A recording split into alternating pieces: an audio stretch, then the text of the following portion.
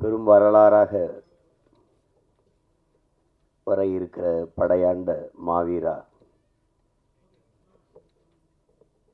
என்ற திரைக்காவியத்தினுடைய இசை மற்றும் முன்னோட்ட வெளியீட்டு விழாவில்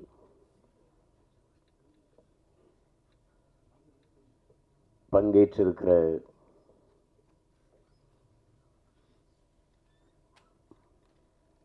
என்னுடைய பேரன்பிற்கும் பெருமதிப்பிற்கும் உரிய ஊடக உறவுகள்,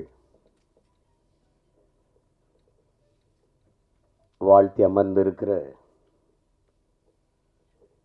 என் அன்பிற்கினிய அண்ணன்கள், இயக்குனர் வி. சேகர் அவர்கள், என்னுடைய அன்பு அண்ணன் சிவசக்தி பாண்டியன் அவர்கள், எங்களுடைய பெருமதிப்பிற்குரிய நீதியரசர் ஐயா கலையரசு அவர்கள், என் அன்பு தம்பி சட்டமன்ற உறுப்பினர் கணேஷ்குமார் அவர்கள்,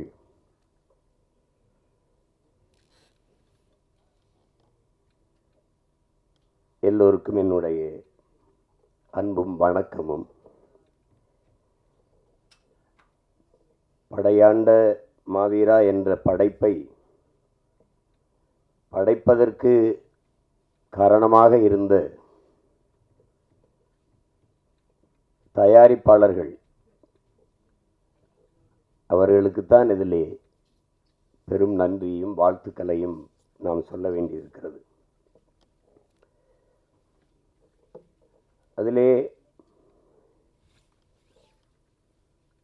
பெருமுயற்சி எடுத்த என் அன்பிற்கினிய சரவணராஜ், என் அன்பு தம்பி கிருஷ்ணமூர்த்தி, எங்கள் ஐயா குமாரதேவன், குரல் அமுதன், மதிப்பிற்குரிய ஐயா உமாதேவன், கிரியாடெக் பாஸ்கர் அவர்கள், பரமேஸ்வரி குமரேசன், எல்லாவற்றுக்கும் மேலாக இவற்றையெல்லாம் ஒருங்கிணைத்த பசுமை தாயகம் என் அன்பிற்கினிய கண்ணன் அவர்கள், வாழ்த்தி விட்டு சென்றிருக்கிற என் பாசத்திற்குரிய தம்பி வழக்குரைஞர் பாலு அவர்கள்,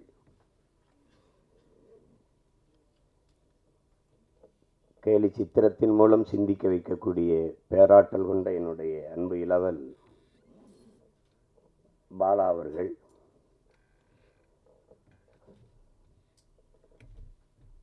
பாட்டை வெளியிட வேண்டும் என்று என்னுடைய தம்பி கௌதமன் எனக்கு அனுப்பியிருந்தார். அதை பாடல் காட்சியை பார்த்து இவ்வளவு சிறப்பாக நடன அமைப்புகள் வந்திருக்கிறதே, இது யாருன்னு அப்போ தெரியல, அதில் யார் அது செஞ்சதுன்னு தெரியல. மேடைக்கு வந்தது என்னுடைய அன்பு தம்பிகள் இருவரை நாம் பார்த்த பிறகு, தினேஷ் ஸ்ரீதர் இருவரையும் பார்த்த பிறகு அதுக்கு காரணம் அவர்கள் இருவரும் தான் எனக்கு தெரிஞ்சது. அது தினேஷ் கூட நான் பணியாற்றியிருக்கிறேன். இள வயதிலேயே மிகச்சிறந்த திறமை கொண்ட ஒரு நடன இயக்குனர். அதே போல் தம்பி ஸ்ரீதர் அவர்கள். சண்டை காட்சி மிகச்சிறப்பாக வந்திருக்கிறது. படையாண்ட மாவீரனில் அப்புறம் சண்டை இல்லாமல் எப்படி? தம்பி சில்வா அவர்களை நான் விண்ணூர்தி நிலையத்தில் சந்தித்தேன். அவர் எனக்கு ஒரு வியப்பு தான். சண்டை கலைஞர்களெல்லாம் ஏதோ முரட்டுத்தனமாக இருப்பாங்க, அப்படிதான் எல்லாரும் நினச்சிட்டு. அன்னைக்கு விண்ணூர்தி நிலையத்தில் பார்த்த கையில் ஒரு புத்தகத்தோடு வந்திருந்தாப்புல. தம்பின்னா அது நந்தனார் சரித்திரத்தை வச்சுருந்தாப்புல. அது அவர்கிட்ட சொன்னேன். இதுக்கு முன்னாடி நாங்கள் எங்கள் அப்பா மணிவண்ணன்ட்ட வேலை செய்யும்போது சூப்பராயன் அவர்கள் அதில் நடன இந்த சண்டை இயக்குனராக இருப்பாங்க. நாங்கள் ரொம்ப அன்பாக இருப்போம். எப்போ பார்த்தாலும் தோல் மேலே கை வச்சுட்டு அந்த பயிற்சியை கொடுத்துட்டு வந்து சங்க இலக்கியங்கள் எல்லாம் சொல்லிட்டு இருப்பேன். சிலப்பதிகாரம், மணிமேகலை, சிவசிந்தாமணி எல்லாத்தையும் பேசுவாங்க. இது எப்படி மாஸ்டர் அப்படின்னா, பகலெல்லாம் அடிக்க வேண்டியது, இரவெல்லாம் படிக்க வேண்டியதுன்னாப்புல. அவரை பார்த்தா இன்னைக்கு பேசுனா அவரளவுக்கு அந்த இலக்கியங்களை பேசுறதுக்கான ஒரு பெரிய பெரிய தமிழ் அறிஞர்களையே வியக்கிற அளவுக்கு பேசுவார். அதுக்கப்புறம் என் தம்பி கையில் ஒரு சண்டை இயக்குனர் கையில் புத்தகத்தை பார்த்தது எனக்கு ரொம்ப வியப்பு. அப்போ செல்வாவை நான் ரொம்ப பாராட்டினேன். சரி, அது அப்படி சிறந்த கலைஞர்களால் உருவாக்கப்பட்டிருக்குது. அதில் ஒளிப்பதிவு ரொம்ப நேர்த்தியாக இருந்துச்சு. இப்போ என் தம்பிகிட்ட கேட்டேன் யாருன்னா கோபி ஜெகதீஸ்வரர்னு சொன்னாப்புல. இசையமைப்பாளர் அவர் தான் இது விழாவின் நாயகன். அவர் தம்பி ஜி பிரகாஷ் இளம் வயதிலேயே 100 படங்களை தொட்ட ஒரு சாதனை. ஆமாம், 100 படங்களை தொட்டார்.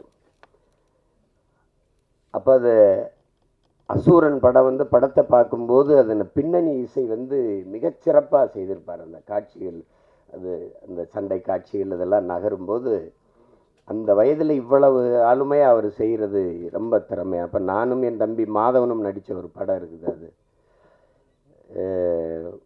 அந்த படத்தில் அப்போ தான் இவரை நேரில் சந்திக்கிறேன். இசை இவர் தான், அந்த ஜிவி பிரகாஷ் தம்பி தான்.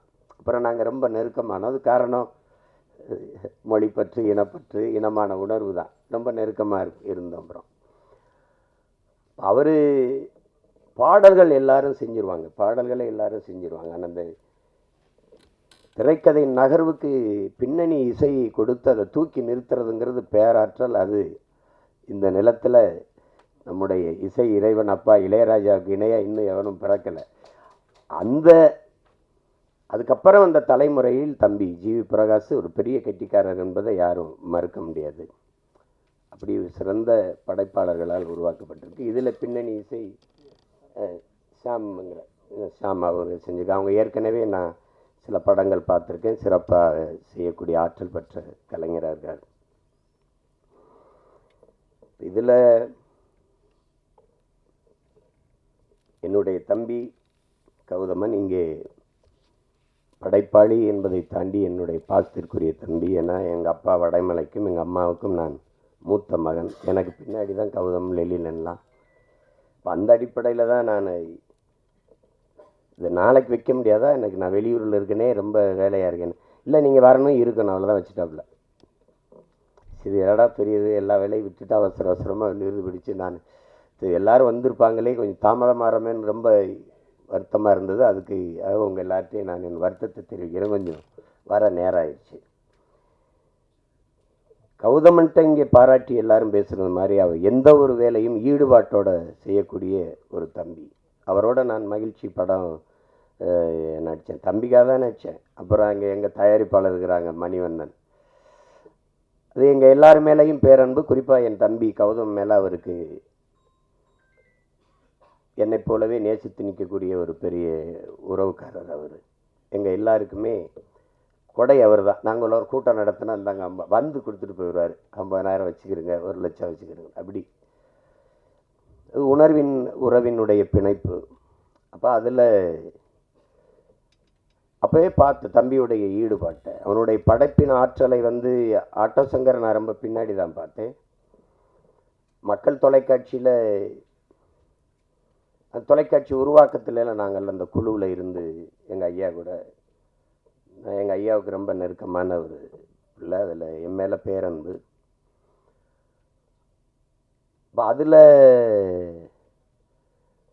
இந்த சந்தன வீரப்பன் தொடர், ஆமாம், சந்தன காடு, அந்த தொடர் வரும்போது பார்த்து நான் வியந்தப்போ நானும் தம்பி அடிக்கடி பேசிக்கிறதுனால பாராட்டிக்கிட்டு இருந்தேன். அப்போ நான் எங்கள் தலைவர்கிட்ட சந்தித்து பேசிக்கிட்டு இருக்கும்போது அப்போ எங்காலும் பேச்சு வந்துருச்சு, வீரப்பனுடைய பேச்சு வந்துருச்சு. அப்போ பேச்சு வரும்போது அவருக்கு அவர் மேலே பெரிய மதிப்பு, வீரப்பனார் மேலே பெரிய மதிப்பு. அது காரணம் அது எனக்கிட்ட சொன்ன வார்த்தையை நான் பதிவு செய்கிறேன். நம்ம இனத்தில் அந்த இடத்துல ஒரு வீரன், அதனால் எனக்கு அவரை ரொம்ப பிடிக்கும் அப்படின்னு. அவர் கண் பார்வை கொஞ்சம் மங்கிருச்சு அப்படிங்கிறது அப்போ அவருக்கு சொல்லப்பட்டிருக்கு. அப்போ அது இங்கே அழைச்சிட்டு இங்கே மருத்துவம் செஞ்சிடலான்னு தான் அதுக்கு பெருமுயற்சி எடுத்தவர் எங்கள் தலைவர். அதை கொடுத்து ஒப்படைக்க சில ஆளுகள்கிட்ட கொடுத்தது. அந்த செய்தி கசிஞ்சு அது உளவுத்துறை ஈழத்தமிழில் உள்ளே போய் பேசி அது பெரிய திரைக்கதை நடந்துச்சு. அந்த துயரம் நடந்துச்சு. எப்படி இறந்தாருன்னு கேட்டபோது நீங்களும் தெரிஞ்சுக்கணும்ல அந்த அதில் இது சுற்றுலா ஒன்றும் செய்யலை. உறவுக்காரர்கிட்ட அவருக்கு வழக்கமாக கொடுக்குற இடத்துல மோரில் விஷத்தை கலந்து கொடுத்து கொண்டுட்டாங்க. அது ஆங்கில படம் போல் இருக்கும் பாருங்க. எல்லாரும் மோரை குடிச்சிடுறாங்க. குடிச்சிட்டு போய் அந்த ஓடையில் கை கழுவ வாய் கழுவ போகும்போது ஏதோ இருக்குது இதில் மயக்கமாக வருது, இதை குடிச்சிடாதீங்கன்னு சொல்ல திரும்பும்போது நம்மளால் குடிச்சிட்டு இருந்துறாப்புல. எப்படி இருக்கு பாருங்க. இறந்து 2 நாள் கழித்து ஒரு ஆடு மேய்க்கிற சிறுவனை அனுப்பி பார்த்துட்டு செத்துட்டாருன்னு உறுதி செஞ்சுட்டு போனதுக்கு பிறகு மீசையெல்லாம் வெட்டி வண்டியில் ஏற்றி ஆட்டு ரத்தத்தை தெளித்து சுட்டு நாடக குழுவுக்கு இது ஒன்றும் புதுசு இல்லையே அப்படி சொல்லப்பட்டதான். அப்போ அது சொன்னவொன்னே சொன்னேன், நான் நினச்சேன் கிட்ட நெருங்கி இருக்க முடியாது, இல்லைன்னா இப்படி தான் கொண்டிருக்க முடியும்னு சொல்லிட்டு சொன்னாங்க. அப்புறம் அந்த அப்பப்போ நேரம் கிடைக்கும்போது கொஞ்சம் நேரம் அந்த தொடரை பார்க்குறேன், மறுபடி முழுசாக பார்க்க முடியும்போது அப்போ தான் நான் தம்பி கௌதமனே என் தலைவருக்கு சொல்லி தம்பி தான் அதை எடுத்திருக்கிறார் அப்படின்னா, அப்போ முழுமையாக பார்க்குறதுக்காக நான் என்னுடைய அன்பு சகோதரன் என்னுடைய ரத்தம் வேல்முருகன் அவர்கிட்ட பேசி தம்பிக்கிட்ட பேசி அந்த மொத்த தொடரையும் வாங்கி பெட்டியில் வச்சு அப்புறம் அனுப்பி வச்சேன் தலைவருக்கு. அதில் கௌதமன் எவ்வளோ பெரிய படைப்பாற்றல் கொண்ட ஒரு படைப்பாளி என்பது அது தெரியும். அதுக்கப்புறம் இப்போ படையாண்ட மாவீரா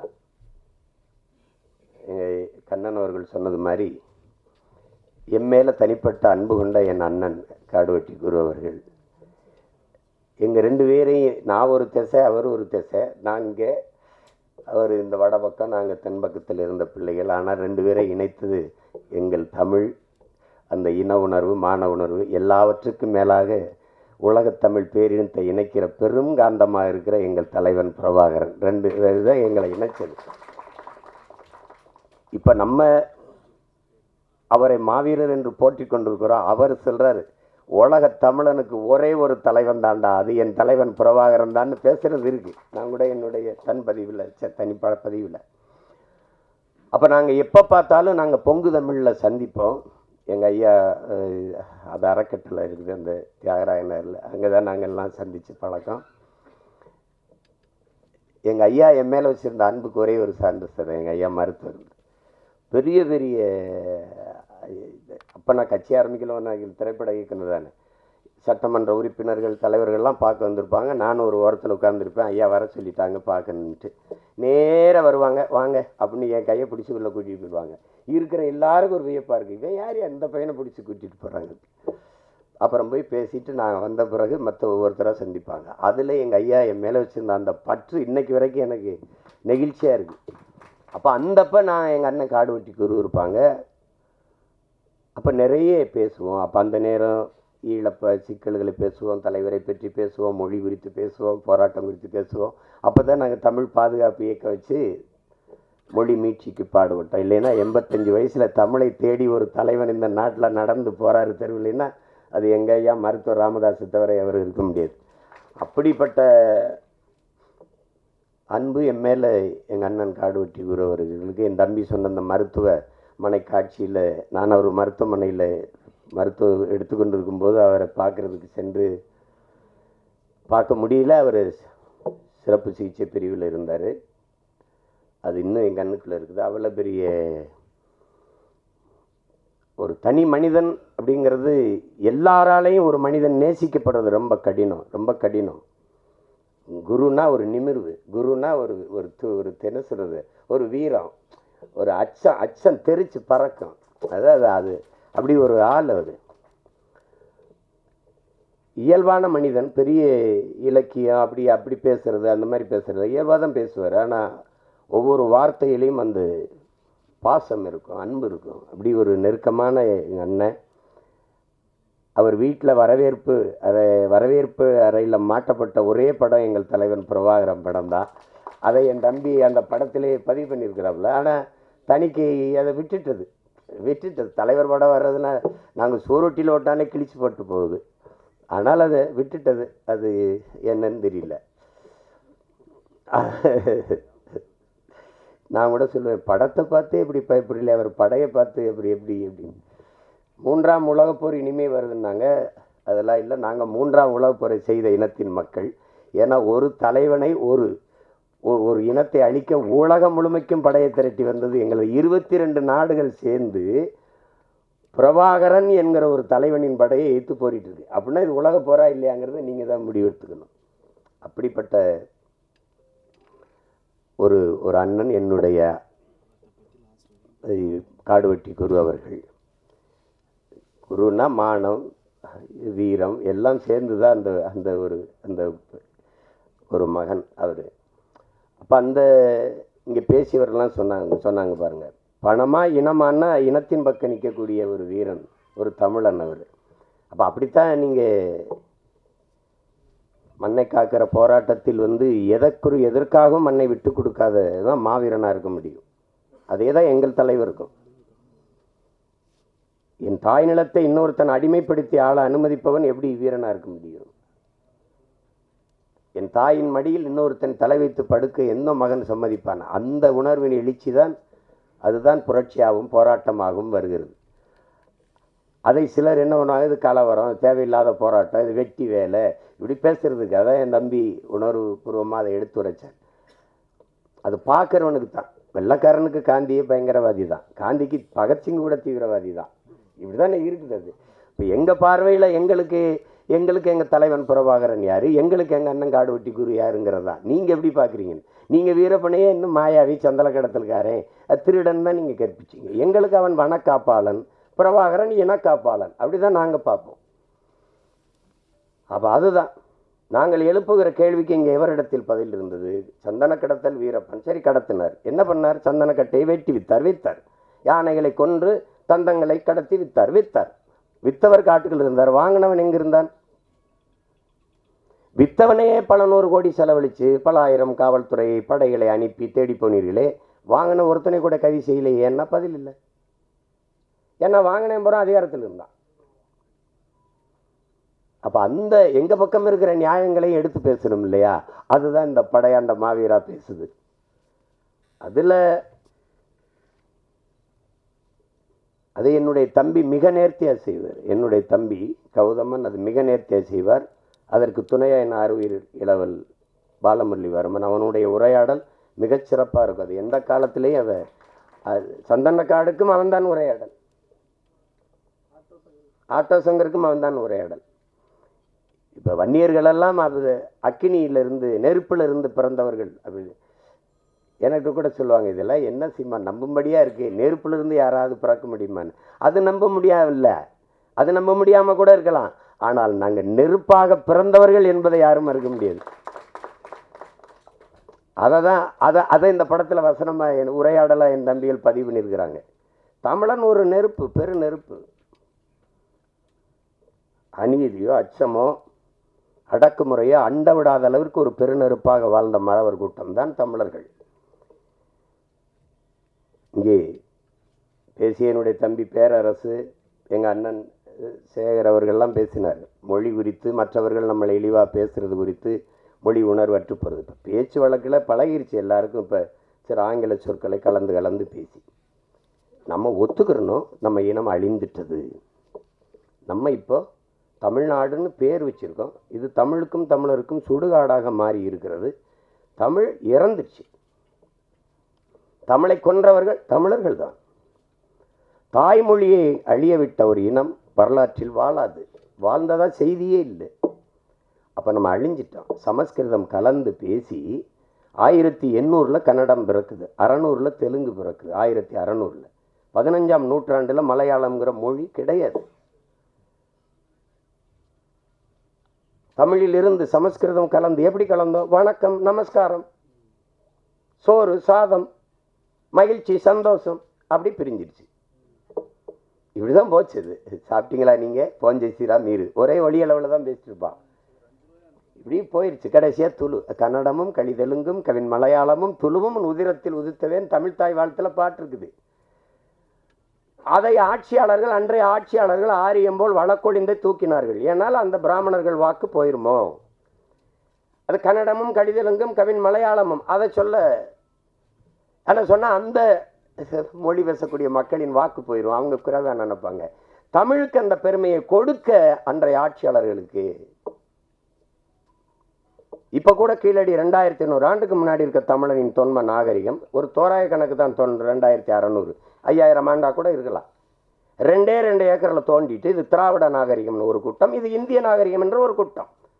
2500 ஆண்டுக்கு முன்னாடி இந்தியா ஏது? இந்த நிலப்பரப்பு ஏது? ஒன்றா இருந்ததா?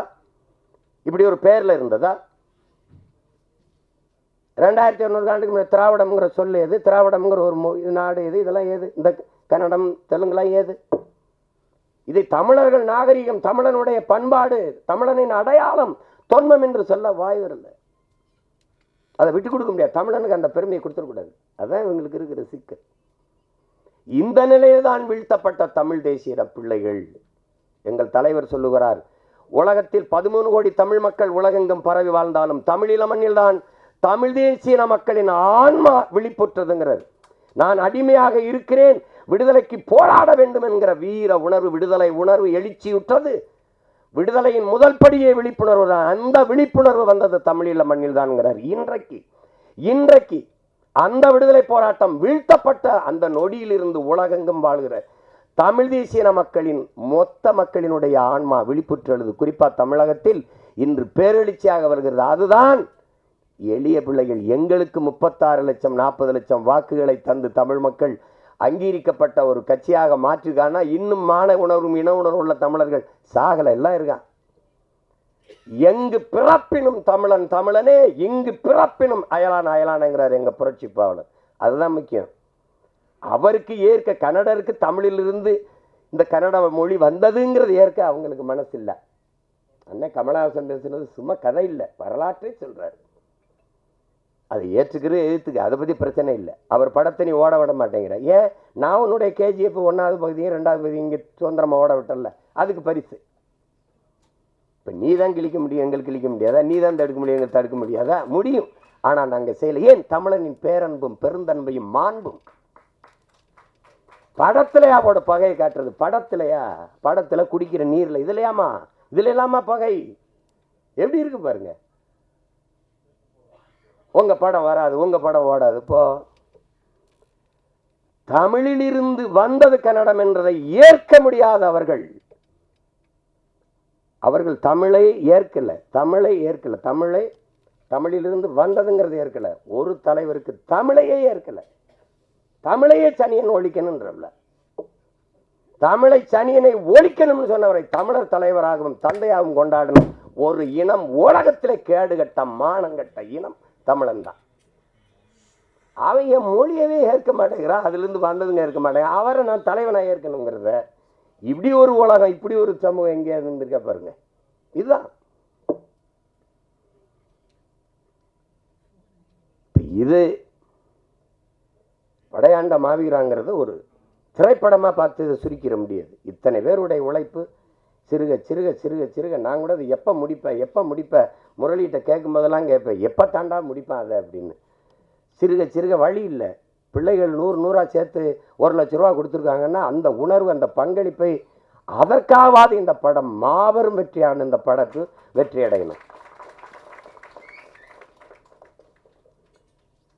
அப்போ அதுக்காக இவ்வளவு நேரம் இதில் பெரிய பாராட்டுக்குரியது, இந்த மேடையில் இவ்வளவு நேரம் பொறுமையாக இருக்கிற பெருமக்கள், அரங்கை நிறைத்து அமர்ந்திருக்கிற என் அன்பு சொந்தங்கள், உங்களுக்கு தான். இவ்வளவு நேரம் பசி நேரம் தாண்டி உறங்குற நேரத்து வரைக்கும் உணர்வோடு உட்கார்ந்து இருக்கிற உங்கள் ஒவ்வொருத்தருக்கும் என்னுடைய அன்பும் வாழ்த்துக்களும்.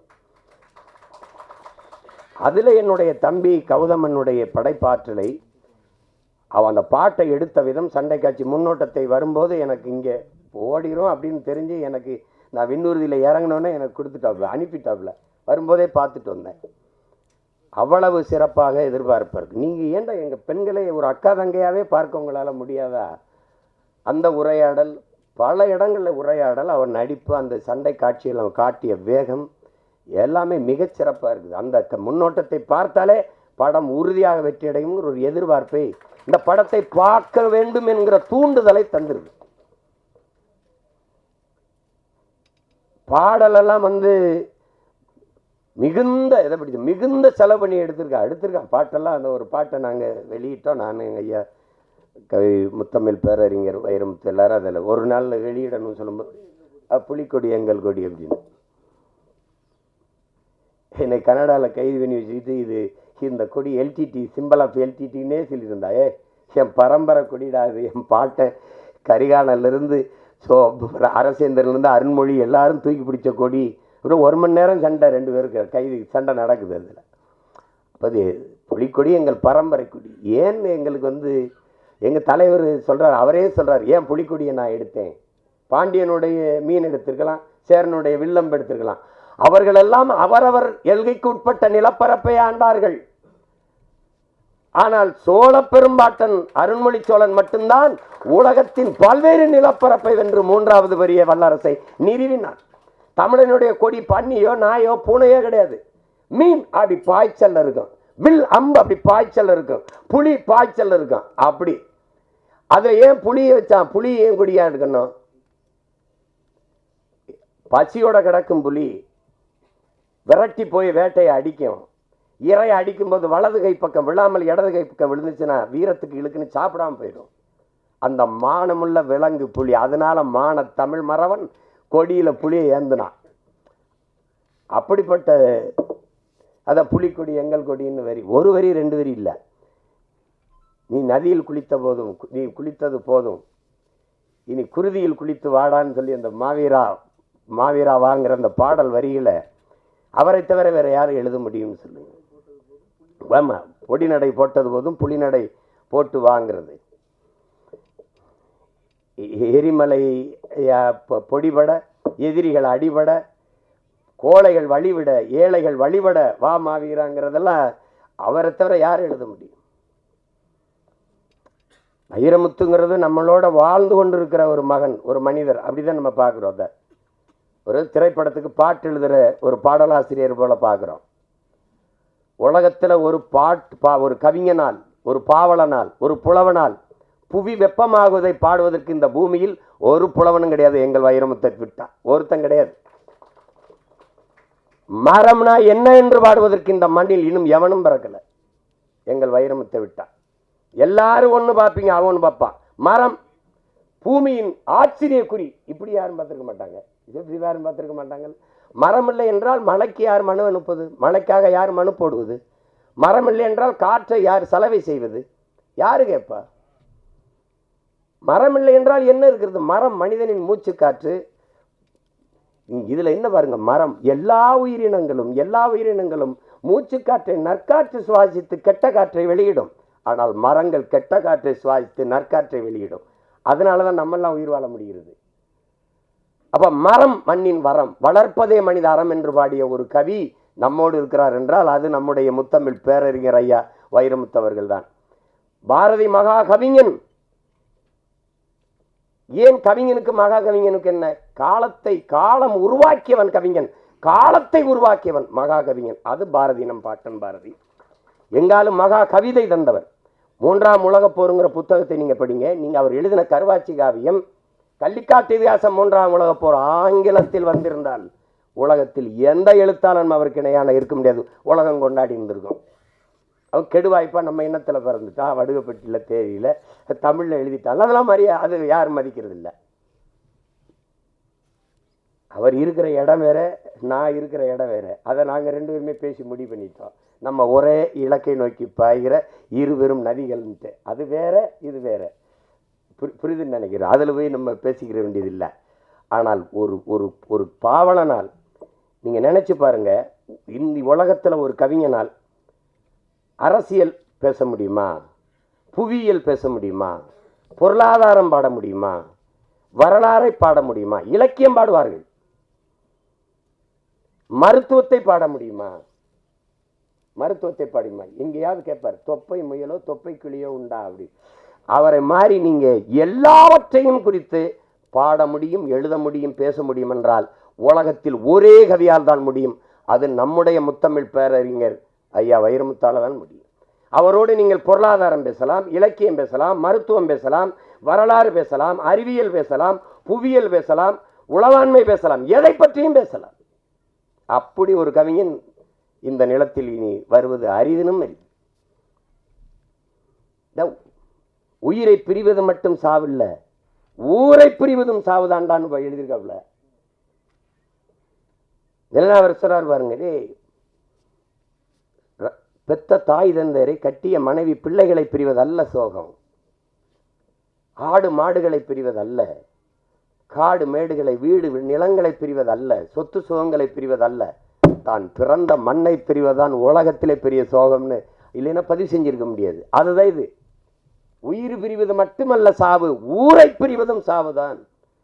இல்லைன்னா விடைகொடி எங்கள் நாடே கடல் வாசல் தெளிக்கும் வீடே, அந்த பாடலை கேட்டு கண்ணீர் வடிக்காது நெஞ்சுருகி கண்ணீர் வடிக்காத தமிழ் மகன் உலகத்தில் இருக்க முடியாது. அவர் எழுதிய வரிகள் இந்த என் தம்பி பேசுகிற உரையாடல் அதுலேயே இருக்குது. எங்களுக்கு 3 காட்டில் ரெண்டா திருப்பி அடித்தோம். ஒன்று சந்தனக்காடு, முந்திரி காடு, இன்னொன்று வன்னிக்காடுன்னு. காக்கும் கடவுளின் அம்சம் நீ, வன்னிக்காட்டின் வம்சம் நீ, வன்னிக்காடு வவுனியா என்று வந்தது எங்கள் பெரும்பாட்டன் பண்டார வன்னியன் ஆண்ட நிலப்பரப்பு என்பதாலேயே அது வன்னிக்காடு. தமிழ்நாட்டில் அவனுக்கு அடையாளம் இல்லை. இன்னைக்கும் தமிழீழ மண்ணில் அவர் மண்ணிலே என் தலைவன் எல்லைக்குட்பட்ட அந்த நிலப்பரப்பிலே 6 அடிகள் வெங்கலத்திலே பண்டாரவணி என்னும் பாட்டனுக்கு சிலை வச்சது அவர்தான். ஆண்டாண்டு காலமதாய் ஆண்டு வந்த பூமி, அப்பன் ஆட்சி பாட்டன் பூட்டி சுத்தி வந்த வீதி. இந்த பாட்டில் ஒரு வரி வரும், என் இனமே என் சனமே இன்னும் என்ன மயக்கமா, எதிரிகளை எல்லையை விட்டு விரட்டிடமே தயக்கமா, பண்டார வன்னியனின் வாரிசில்லையா, எதிரியை துண்டாட நெஞ்சினிலே வீரமில்லையா, ஆண்டாண்டு காலமதாய். இந்த பாட்டு குட்டி கண்ணன் ஒரு சிறுவன் பாடி தமிழீழ மண்ணில் எல்லா இடத்துலையும் இந்த பாடல் ஒலிக்க. எனக்கிட்ட எங்கள் அண்ணன் நடேசன் அண்ணன் வண்டியில் அந்த பாட்டு ஒலிச்சோன்னே இதை நான் எடுத்துக்கிறேன், தாராளமாக எடுத்துகிட்டு போங்கன்னு எடுத்துகிட்டு வந்து அந்த பாட்டை எடுத்துக்கிட்டு வந்தேன் நான் அங்கிருந்து. அப்போ அந்த மண்ணில் இருக்கிற அந்த தமிழ் பிள்ளைகளுக்கு, தம்பி தங்கைகளுக்கு வீரமூட்டவே நீ பண்டார வன்னியனின் வாரிசு இல்லையா, பகையை துண்டாட நெஞ்சினிலே வீரம் இல்லையாங்கிற வரியே அந்த பாடலில் பதிவு செஞ்சுருப்பாங்க. அதனால தான் அது வன்னிக்காடு. அதை தான் இதில் எழுதியிருக்காரு பாருங்க. நாங்கள் 2 பேரும் அம்மா இறந்துட்டாங்க, அந்த துயரத்தை பகிர்ந்து கொள்ள ஐயா வீட்டில் போய் இருக்கும்போது இந்த படையாண்ட மாவீரா பாடலை நான் தம்பி அனுப்பியிருந்தான், படித்து பார்த்தேன். யாரை மனதில் வைத்துக்கொண்டு இந்த வரிகளையெல்லாம் எழுதியிருப்பீங்கன்னு எனக்கு புரியுது அப்படின்னோன்னு அவர் சிரிக்கிறார்.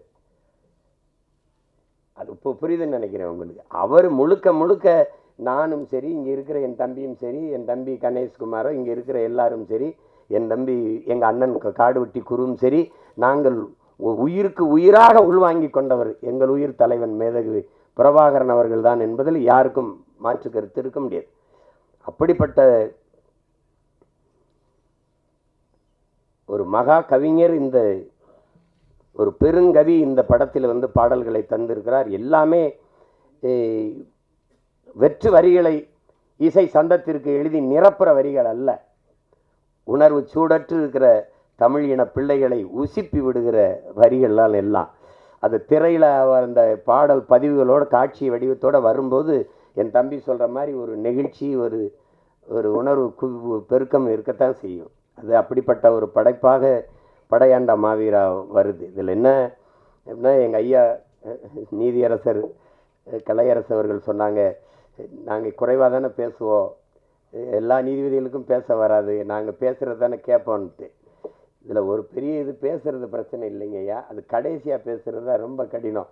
அது எல்லாரும் நேரம் காலம் இதெல்லாம் இருக்குது, அதெல்லாம் அதையும் மீறி நமக்கு இவ்வளோ நேரம் காத்திருந்தாங்கன்னா இந்த என் அண்ணன் மாவீரன் குருவர்கள் மீது என் மக்கள் வைத்திருக்கிற அன்பையும் பாசத்தையும் காட்டுது.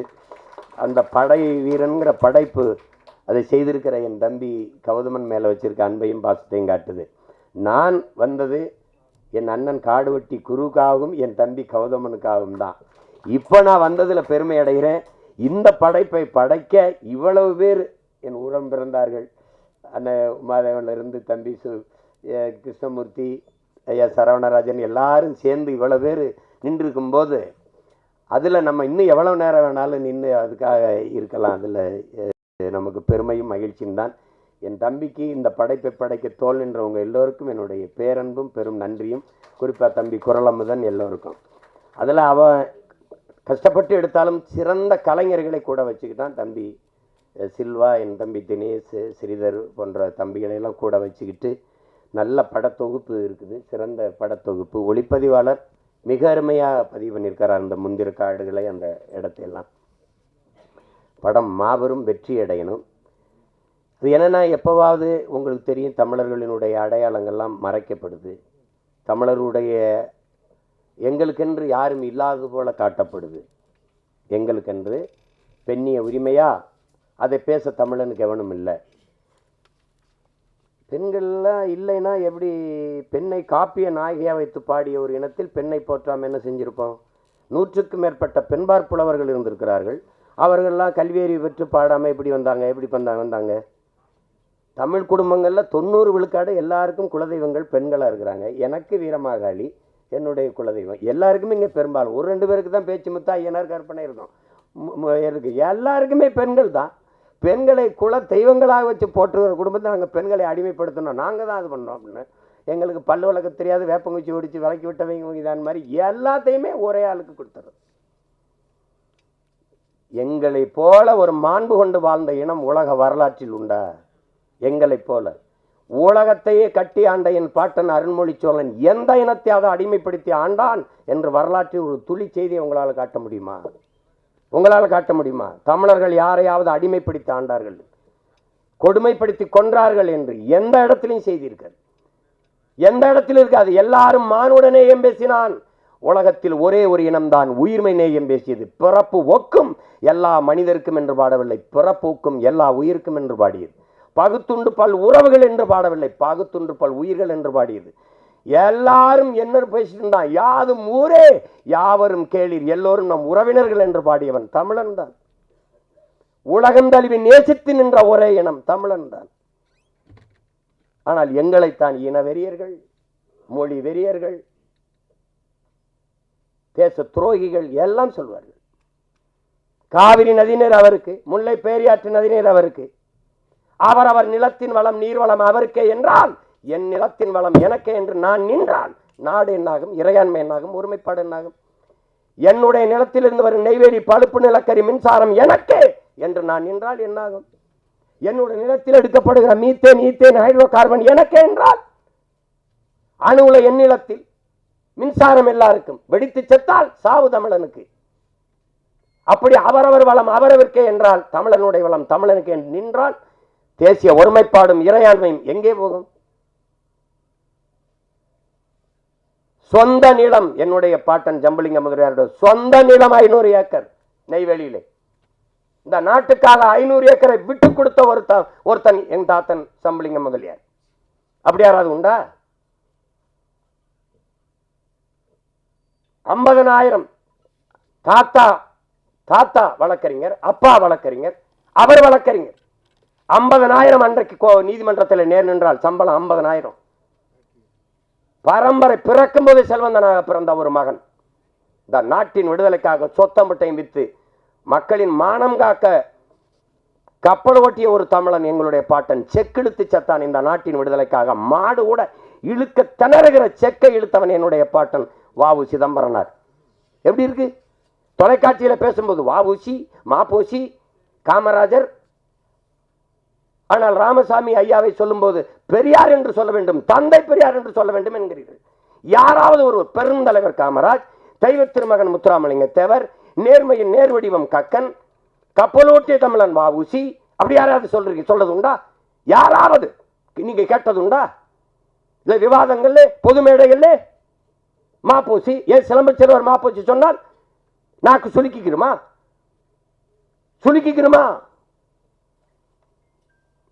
நான்காம் தமிழ் சங்கம் தமிழ் வைத்தவன், கப்பல் ஓட்ட என் பாட்டனுக்கு 1 லட்சம் ரூபாய் அன்றைக்கு கொடையாக கொடுத்த கொடை வள்ளல் என் பாட்டன் பாண்டித்துறை தேவனுக்கு, வள்ளல் பாண்டித்துறை தேவனுக்கு சிலை எங்கே?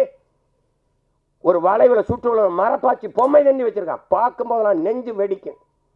ஒரு தமிழ் மகனுக்கும் அடையாளம் இல்லை, அழிக்கப்பட்டிருக்கான். அப்படி மறைக்கப்படக்கூடாது ஒரு மாவீரனின் வரலாறு, அழிக்கப்பட்டு விடக்கூடாது. இந்த வருங்கால தலைமுறைக்கு அவனுடைய வாழ்க்கை ஒரு பாடமாக படிப்படையாக இருக்க வேண்டும் என்பதற்காக படைக்கப்பட்ட ஒன்றுதான் படையாண்ட மாவீரா. அதை கவனத்தில் வைத்துக் கொள்ளணும். நீங்க பார்க்கிறது குருவை சாதி வெறியன் என்று, நாங்கள் பார்க்கிறது அவன் சமூக சமத்துவத்திற்கு போராடியவன் என்று. அதைத்தான் இந்த படம் போதிக்கப் போகிறது. நாங்கள்லாம் போராடுகிற எங்கள் வளர்ச்சிக்கு எதிரானவன் என்றீங்க. சிப்காட் தொழிற்சாலைங்கிற தொழிற்சாலையின் முதலாளி யார்? அந்த தொழிற்சாலைக்குள்ள என்ன நடக்க போகுது? எது உற்பத்தி ஆக போகுது? அங்க வேலை யார்? முதலாளி யார்? வளர்ச்சிக்கு எதிரானவன். எது வளர்ச்சி? இங்கே மனித உழைப்பு மலிவா கிடைக்குது. நிலத்தடி நீர் எவ்வளவு வேணாலும் உறிஞ்சிக் கொள்ளலாம். விளைநிலங்களை எத்தனை ஆயிரம் ஏக்கர் வேணாலும் பறித்து கொடுக்க அதிகாரங்கள். உற்பத்தி செய்கிற பொருளை விரைந்து எடுத்து செல்ல 8 வழிச்சாலை 4 வழிச்சாலை போடப்படுகிறது. தடையற்ற மின்சாரம் மக்களுக்கு அல்ல, தொழிற்சாலைகளுக்கு. அரை மணி நேரம் 1 மணி நேரம் அந்த மின்சாரம் தடைபட்டு உற்பத்தி இழப்பு ஏற்பட்டால் அந்த இழப்பை மத்திய மாநில அரசுகள் ஈடுகட்டும். புரிந்துணர்வு ஒப்பந்தம். முதலாளி வருகிறான், மனித உழைப்பை சுரண்டி உற்பத்தியை பெருக்கி பல ஆயிரம் கோடி லாபத்தை கொண்டு போகிறான். அந்த முதலாளி வாழ்வான், வளர்வானா? வெறும் சம்பளத்தை வாங்கி சாப்பிட்ற நான் வாழ்வேன், வளர்வேனா? இது வளர்ச்சியா? இது வளர்ச்சியா? எது வளர்ச்சி? எது வளர்ச்சி? இவர்கள் கற்பிக்கிற வளர்ச்சி எது? பட்டினி இடந்து சத்தால் கட்டையில் எரிக்காமல் கரண்ட்ல எரிப்பது வளர்ச்சி. இதுதான் பிச்சைக்காரன் சோவிப் மிஷின் வச்சு பிச்சை எடுப்பது வளர்ச்சி. எங்களின் கனவு பிச்சைக்காரனை இல்லாத தேசத்தை படைப்பதுதான் எங்களுடைய வளர்ச்சி. அப்படி இருக்கா? அப்படி இருக்கா? அதற்காக போராடுகிறவனை வளர்ச்சிக்கு எதிரானவன் தேசத்துறை என்று கட்டமைப்பது எப்படி? எந்த தொழிற்சாலை அரிசி பருப்பை உற்பத்தி செய்யும்? அது நிலத்தில் தானே விளையணும். நீ வீட்டு மனையலாக்கி மாளிகை கட்டி மொட்டை மாடியிலே கத்தரிக்காய் தக்காளி வீட்டு தோட்டம் போடுகிறாய். இது எவ்வளவு பெரிய கொடுமை! எவ்வளவு விளைய வச்சிருவ நீ? எப்படி விளைநிலங்களை அழிச்சலிச்சு விண்ணூர்தி நிலையம் கட்டுது? நீ பறக்கிறவனை பற்றி கவலைப்படுகிறாய், பசியோடு பற்றி கவலைப்பட மாட்டேங்கிறாய். 28 கோடி மக்கள் இரவு உணவில்லாமல் தூங்க செல்கிறார் இந்த நாட்டிலே பல கோடிக்கணக்கான பச்சிலை குழந்தைகள் பசியோடு உறங்க போகிறார்கள் இந்த நாட்டிலே. எது வளர்ச்சி? எது வளர்ச்சி? எல்லாருக்கும் சரியான சமமான தரமான கல்வியை கொடுக்க நாடு முன்னேறுகிறது. வளர்ச்சியை நோக்கிய பாதை. எல்லோருக்கும் சரியான சமமான தரமான மருத்துவத்தை கொடுக்க நாடு போராடுகிறது. சரியான வளர்ச்சி அதுவா? அப்படி ஏதாவது இருக்கா? அப்படி ஏதாவது திட்டம் இருக்கா? அப்படிதான் நீ நெய்வேலி பழுப்பு நிலக்கரியில் 66 ஏக்கரை இதுவரை எடுத்திருக்கிறாய். இன்னும் 20 ஏக்கரை எடுத்து வச்சிருக்கிறாய். என் தாயின் ஈரக்குலை ஏன் இருக்கிறாய்? மீத்தேன் ஆடு மாட்டு கழிவில் எடுக்க முடியும், மக்கிய இலைகளை கழிவில் எடுக்க முடியும், மனித கழிவிலை எடுக்க முடியும் என்ற இயற்கையின் வாய்ப்பு இருக்கும்போது எதுக்கு என் பூமி தாயின் ஈரக்குலையை இதயத்தை அறுக்கிறாய் என்று கேள்வி கேட்பவன் இந்த நாட்டின் வளர்ச்சிக்கு எதிரானவனா? போரின் பேரழிவுக்கு பிறகு கூட மக்களை குடியேற்றி விட முடியும், மீள் குடியேற்றம். ஆனால் நெய்வேலியில் பழுப்பு நிலக்கரி நீ தோண்டி எடுத்த 66 ஏக்கரில் மறுபடியும் மக்களை குடியேற்ற முடியுமா? சொல்லு, நீ குடியேற்ற முடியுமா? வீட்டுக்கு ஒருவருக்கு வேலை என்று சொன்னீர்கள். 299 பேர் வேலை வாய்ப்பு கொடுத்தீர்கள். ஒருவன் கூட தமிழன் இல்லை. போராடியவன் நானும் எங்கள் சின்னையா அன்புமணி மட்டும்தான். அந்த இடத்துல 2 பேர் தான் கேட்டேன். எவன் கேட்டான்? அந்த நாட்டில் நிலம் என்னது, வளம் என்னது? நான் நிலத்தை கொடுத்துட்டு வீட்டை காலி பண்ணி வேற இடத்துக்கு போனேன். வேறையாவது எனக்கு இருக்கா? இல்ல. இதை எதிர்த்து போராடினால் நிலம் இழந்தால் பலம் இழப்போம். நாங்கள் சொந்த நாட்டிலே அகதியாக விரட்டப்படுகிறோம். இங்க வீடு இடிக்கிறாய் ஆக்கிரமிப்பு என்று. 60 ஆண்டுகளாக குடியிருந்தவனை வீட்டை இடிக்கிறாய் ஆக்கிரமிப்பு என்று. அவன் ஆக்கிரமிக்கும் போது என்ன பண்ணி கொண்டிருந்தாங்கிற கேள்விக்கு அவரிடத்திலே பதில் இருக்கிறது.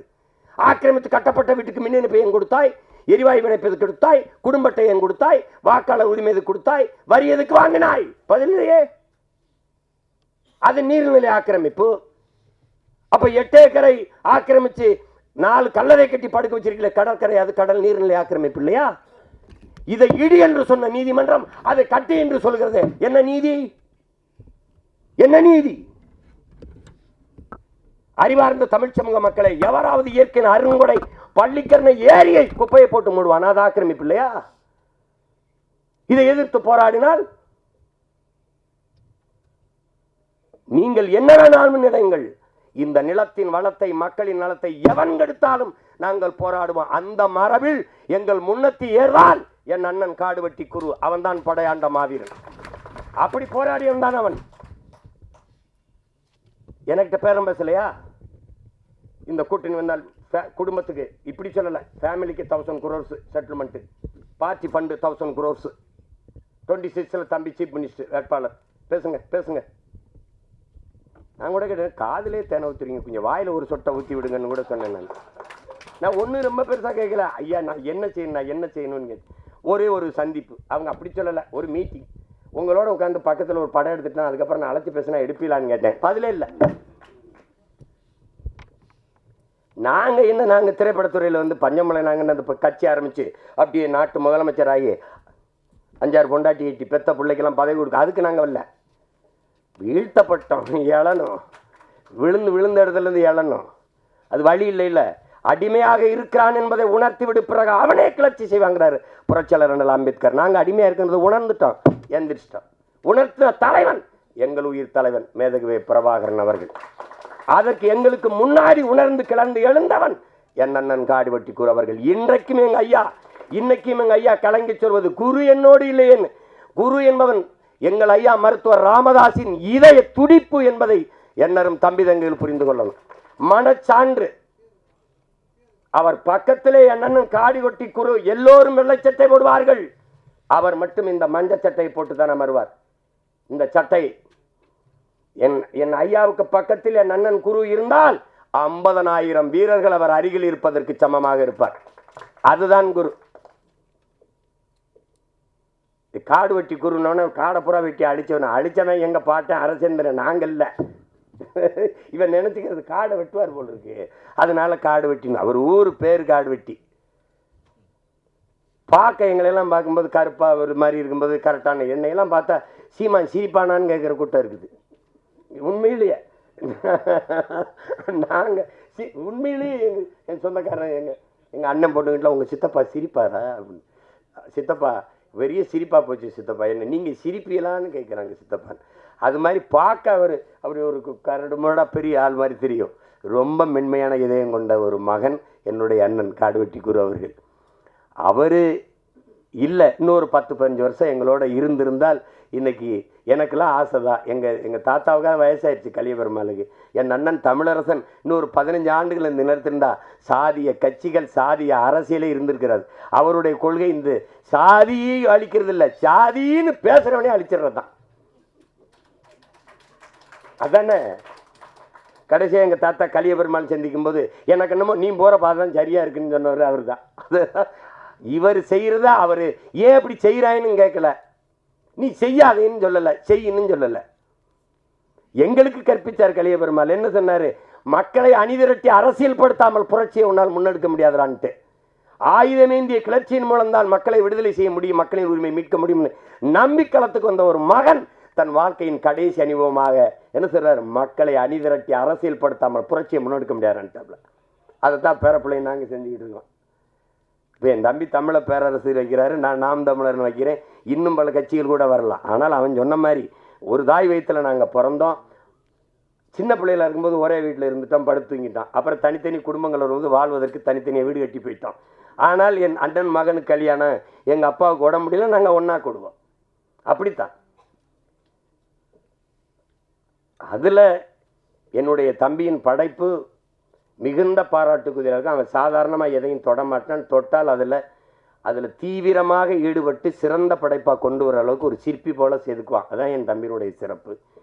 அதிலே எங்களுக்கு பெருமைக்குரிய என் மகன் தமிழ், அவன் அவன் மாமனிதர்லேயே அவன் நடிப்பு மிகச்சிறப்பாக இருந்தது. நான் பாராட்டினேன், ஒவ்வொரு தடவை அழைச்சி பேசுவேன்.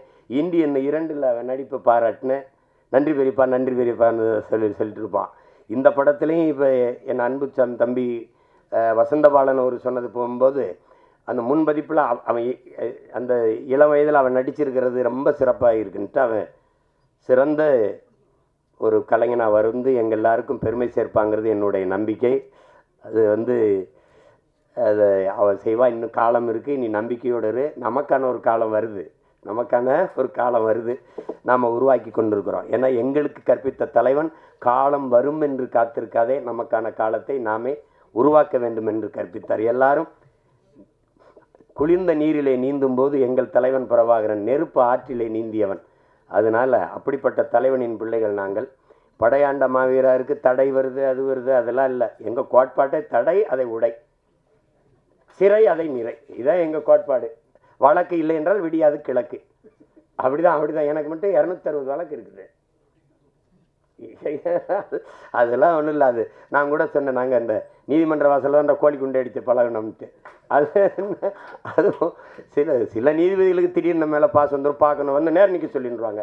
அப்போ காலையில் சொல்லுவாங்க, காலையில் இப்படி அப்படி போகிறது, அதிகாலையில் உடனே இப்போ வர சொல்லு, எங்கள் ஒரு நாள் அவகாசம் கொடுங்க, நாளைக்கு வேற. இப்படிலாம் நடக்கும். இதுக்கெல்லாம் பார்க்க முடியுமா? உயிரையே கொடுத்த ஒரு இனத்தில் நம்மை போராட்டம்லாம் ஒரு போராட்டம்ல ஒன்றும் கிடையாது. அது என் தம்பி கௌதமனை எவ்வளவு பாராட்டினாலும் தகும். ஆனால் அவனுக்கே இந்த முதலீடை கொடுத்து எந்த சூழ்நிலையிலும் துணை நின்ற இந்த தயாரிப்பாளர்கள், என் அன்பு சொந்தங்கள் அனைவருக்கும் என்னுடைய அன்பும் வணக்கம். நீங்கள் நம்பிக்கையோடு இருங்க, படம் மாபெரும் வெற்றி அடையும். இந்த படத்தை தயாரித்ததில் உங்களுக்கு ஒரு பெருமையும் நிமிர்வும் உங்களுக்கு கிடைக்கும். அதில் அது ஒன்றும் இல்லை. நீங்கள் எங்கள் அண்ணன் குருவுக்கு கொடுத்த காணிக்கை வச்சுருங்க, அப்படி நினச்சிக்கிறீங்க. என்னுடைய அன்பான வேண்டுகோள், இப்போ எங்கள் அண்ணன் வி சேகர் எல்லாம் சொன்னாங்க மிகச்சிறந்த படைப்பு. ஏன்னா கேஎஸ் கோபாலகிருஷ்ணன் ஐயாவுக்கு பிறகு குடும்பமாக உட்காந்து படம் பார்க்குற மாதிரி இன்னைக்கு எனக்கு வியப்பு. ஒரு மனிதன் எப்படி இப்படி திரைக்கதை வச்சு உரையாடல் எழுதுறாருன்னு கேஎஸ் கோபாலகிருஷ்ணன் ஐயா படத்தை பார்த்தா எனக்கு தோணும். அதுக்கப்புறம் எங்கள் அண்ணன் வி சேகர் அவர்கள் படத்தை பார்த்தா தான் ஒரு இயல்பான நடுத்தர வர்க்கத்தினுடைய வாழ்க்கையை எடுக்கிறதுக்கு இன்றைக்கி ஆள் இல்லை. ஐயா விசு அவர்கள் எடுத்தார்கள், அவர்கள் வேறு வாழ்க்கை முறையை எடுத்து வந்தாங்க. அதுக்கு இணைய எங்கள் அண்ணன் எடுத்தாங்க. அதில் ஒன்றா இருக்க கற்றுக்கணும்லாம், அதை விடலாம் ஒரு முற்போக்கு புரட்சிகரமான கருத்துக்களை அதில் எங்கள் அண்ணன் கவுண்டமணி அண்ணனுடைய கதாபாத்திரம்லாம் ரொம்ப அருமையாக இருக்கும். விரல் கத்த வீக்கம், ஒன்றா இருக்க கற்றுக்கணும், இதெல்லாம் சிறந்த படைப்பு. இன்னும் பெரிய வருத்தம், அவங்க படைப்பை நிறுத்திட்டது. எங்கள் அண்ணன் சிவசக்தி பாண்டியன் எவ்வளவு சிறந்த படங்களை தயாரித்தார், புதிய இயக்குனருக்கு வாய்ப்பு கொடுத்தார். நான்லாம் ஒரு தடவை அண்ணன் போய் கதை சொன்னேன். இந்த கதையை சரி யார் கதாநாயகன் யாருன்னு தான் கேட்டார். ஒழிய இந்த கதை அப்படி இருக்குது இப்படி இருக்குது. அப்படி ஒரு தயாரிப்பாளர் எங்கள் அண்ணன். அவரெல்லாம் தயவு செய்து படங்களை மறுபடியும் தயாரிக்கணும். ஆனால் இப்போ எந்த சங்கத்தில் யார் எப்போ என்ன பண்ணுறாங்கன்னு தெரியாத ஒரு குழப்பம் இருக்குது. அது முன்னாடிலாம் சொல்லுவாங்க தங்கம் செய்யாதது சங்கம் செய்யும்னு. இப்போ சங்கங்களே அங்கங்கங்களாக பிரிஞ்சு கிடக்கிறதுனால எதையும் சாதிக்க முடியாமல் இருக்குது. விரைவில் நம்ம எல்லாவற்றையும் பாதுகாக்கிற ஒரு நல்ல அரசை நாம் எல்லோரும் சேர்ந்து நிறுவ வேண்டும். அது என்னுடைய அண்ணன் காடுவெட்டி குரு அவர்களினுடைய இலக்கும் அதுதான். நாங்கள் பேசியது எல்லாம் எங்கள் அண்ணன் உமாதேவன் கூட சொல்கிறாங்க, உமாதேவன் அவர்கள் தமிழ்நாட்டை தமிழன் ஆணனுங்கிறது. இது எவ்வளோ பெரிய குற்றச்செயலாகவும் பார்க்கப்படுது பாருங்கள். எல்லாரும் தனித்தனியாக வீடு கட்டி குடியேறி போயிட்டான். ஆனால் என் வீட்டில் எல்லாரும் சேர்ந்து குடி கும்மி அடிச்சுட்டு இருக்கான். ஆளாளுக்கு ஒரு லட்டை ஒட்டிட்டு போயிட்டிய, ஏன் லட்டை மட்டும் நொறுக்கி எல்லாரும் சாப்பிட்றான். என்னன்னு எனக்கும் புரியல. அதை கேட்டால் பாசிசம், சாவனிசம், இனவெறி, சிறங்கு சொரின்னு எதையோ பேசிட்டுருப்பான். எனக்கு அந்த நேரம் ஒரு கோபம் வரும் பாருங்க. இப்போ சீமான் அவன் ஒரு இனவெறியங்கன்னு சொல்லும்போது நமக்கு ஒரு திமிரும் ஒரு பெருவிதமும். எங்கள் அண்ணன் சொல்லுவார்ல கவுண்டமணி, மறக்கா சொல்லு அப்படின்னு. அது ஏன்னா நம்மளை இனவெறின்னு சொல்லும்போது அப்போ நல்ல தமிழ் தாய்க்கு நல்ல தகப்பனுக்கு தான் நம்ம பிறந்திருக்கோம். அதை உறுதி செய்கிறான். என் மொழியில் நான் பேசணுங்கிறதும் என் மொழியில் நான் படிக்கிறதுங்கிறதும், நாங்கள் என் இன அடையாளத்தை நாங்கள் தமிழர்கள் என்று சொல்வது என் பிறப்பு உரிமை. இதை தடுக்க எவனுக்கு தகுதி நேர்மை இருக்குது? இது இருக்குது. ஏன்னா நாங்கள் அதிகாரமற்ற பிள்ளைகளாக இருக்கிறதுனால நீங்கள் ஆட்டம் காட்டிக்கிட்டு இருக்கா.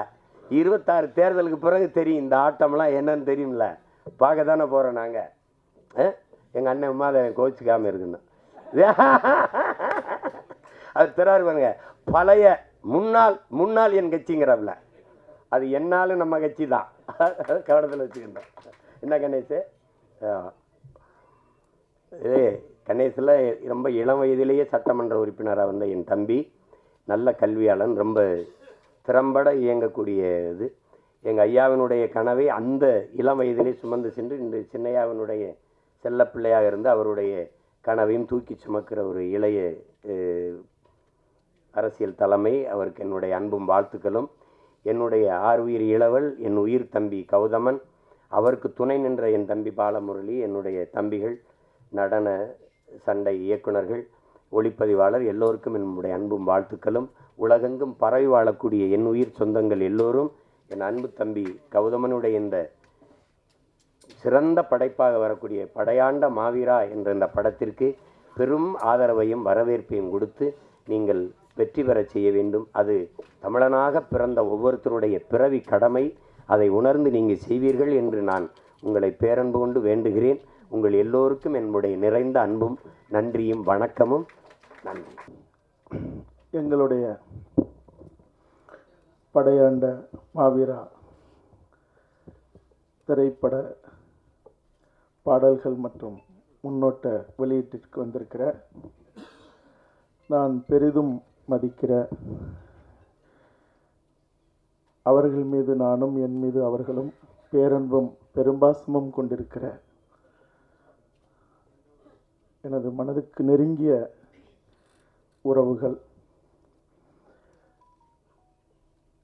இந்த மண்ணையும் மக்களையும் நேசிப்பது போலவே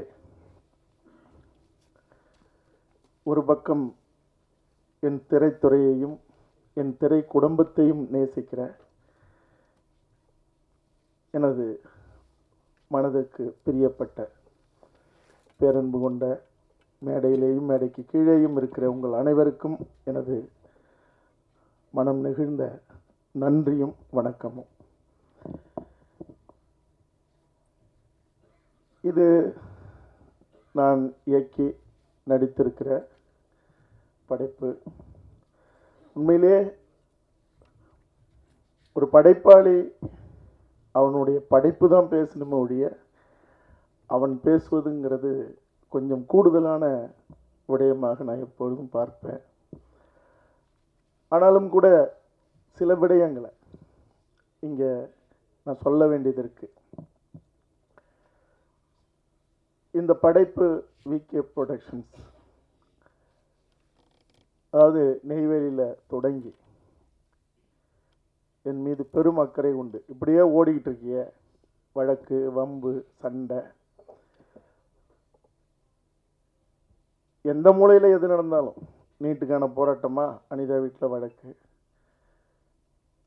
காவேரி பிரச்சனையா, கத்திப்பாரா பாலம், மீனவர் பிரச்சனை, ஸ்டெர்லைட் பிரச்சனை, கன்னியாகுமரிக்கு ஓடுறது, ராமேஸ்வரத்துக்கு ஓடுறது, அதுக்கப்புறம் ஓடி அடங்குற நேரத்தில் இல்லை ஓடிக்கிட்டே இருக்கும்போது அல்லது களத்திலே பிடிச்சி தூக்கிட்டு போய் உள்ளே வச்சுறது, புழல். இப்படியே இருந்தால் எப்படி? சந்தனக்காடு போல் ஒரு படைப்பு எடுத்துட்டு இப்படி போய் எப்பப்போ முடங்கிறதுங்கிறது சரியானதல்ல அப்படின்னு என் மேலே அக்கறை கொண்டு ஐயா கிரியாடெக் பாஸ்கர், ஐயா உமாதேவன், சகோதரர் குரல் அமுதன், ஐயா நீலமேகம், இப்படி எண்ணற்றவர்கள், இங்கே மருத்துவர் மோகனசுந்தரம் ஐயா, இப்படி எல்லாருமே சேர்ந்து இல்லை அப்படின்னு சொல்லி இப்படி ஒரு படைப்பு செய்யலாம் அப்படின்னு அது அங்கே உருவாகி, அதன் பிறகு ஒரு கட்டத்தில் நிற்கும்போது, ஏன்னா மகிழ்ச்சி படம் எடுக்கும்போது என்னுடைய பேரன்பிற்குரிய சகோதரர், என் வாழ்க்கையில் மிக முக்கியமான ஆளுமைகள் தான் இங்கே இருக்காங்க. தயாரிப்பாளர் மணிவண்ணன் அவர்கள் இந்த நேரத்தில் இந்த இடத்துல உட்காந்துருக்கும்போது இந்த படைப்பு செஞ்சோம். இந்த படைப்பு நீங்கள் எல்லாரும் பார்த்தீங்க. உங்களுக்கெல்லாம் ஒரு பெரிய சிலிர்ப்பை முன்னோட்டமும் பாடல்களும் ஏற்படுத்தியிருக்குங்கிறதுல எனக்கு எந்த சந்தேகமும் இல்லை.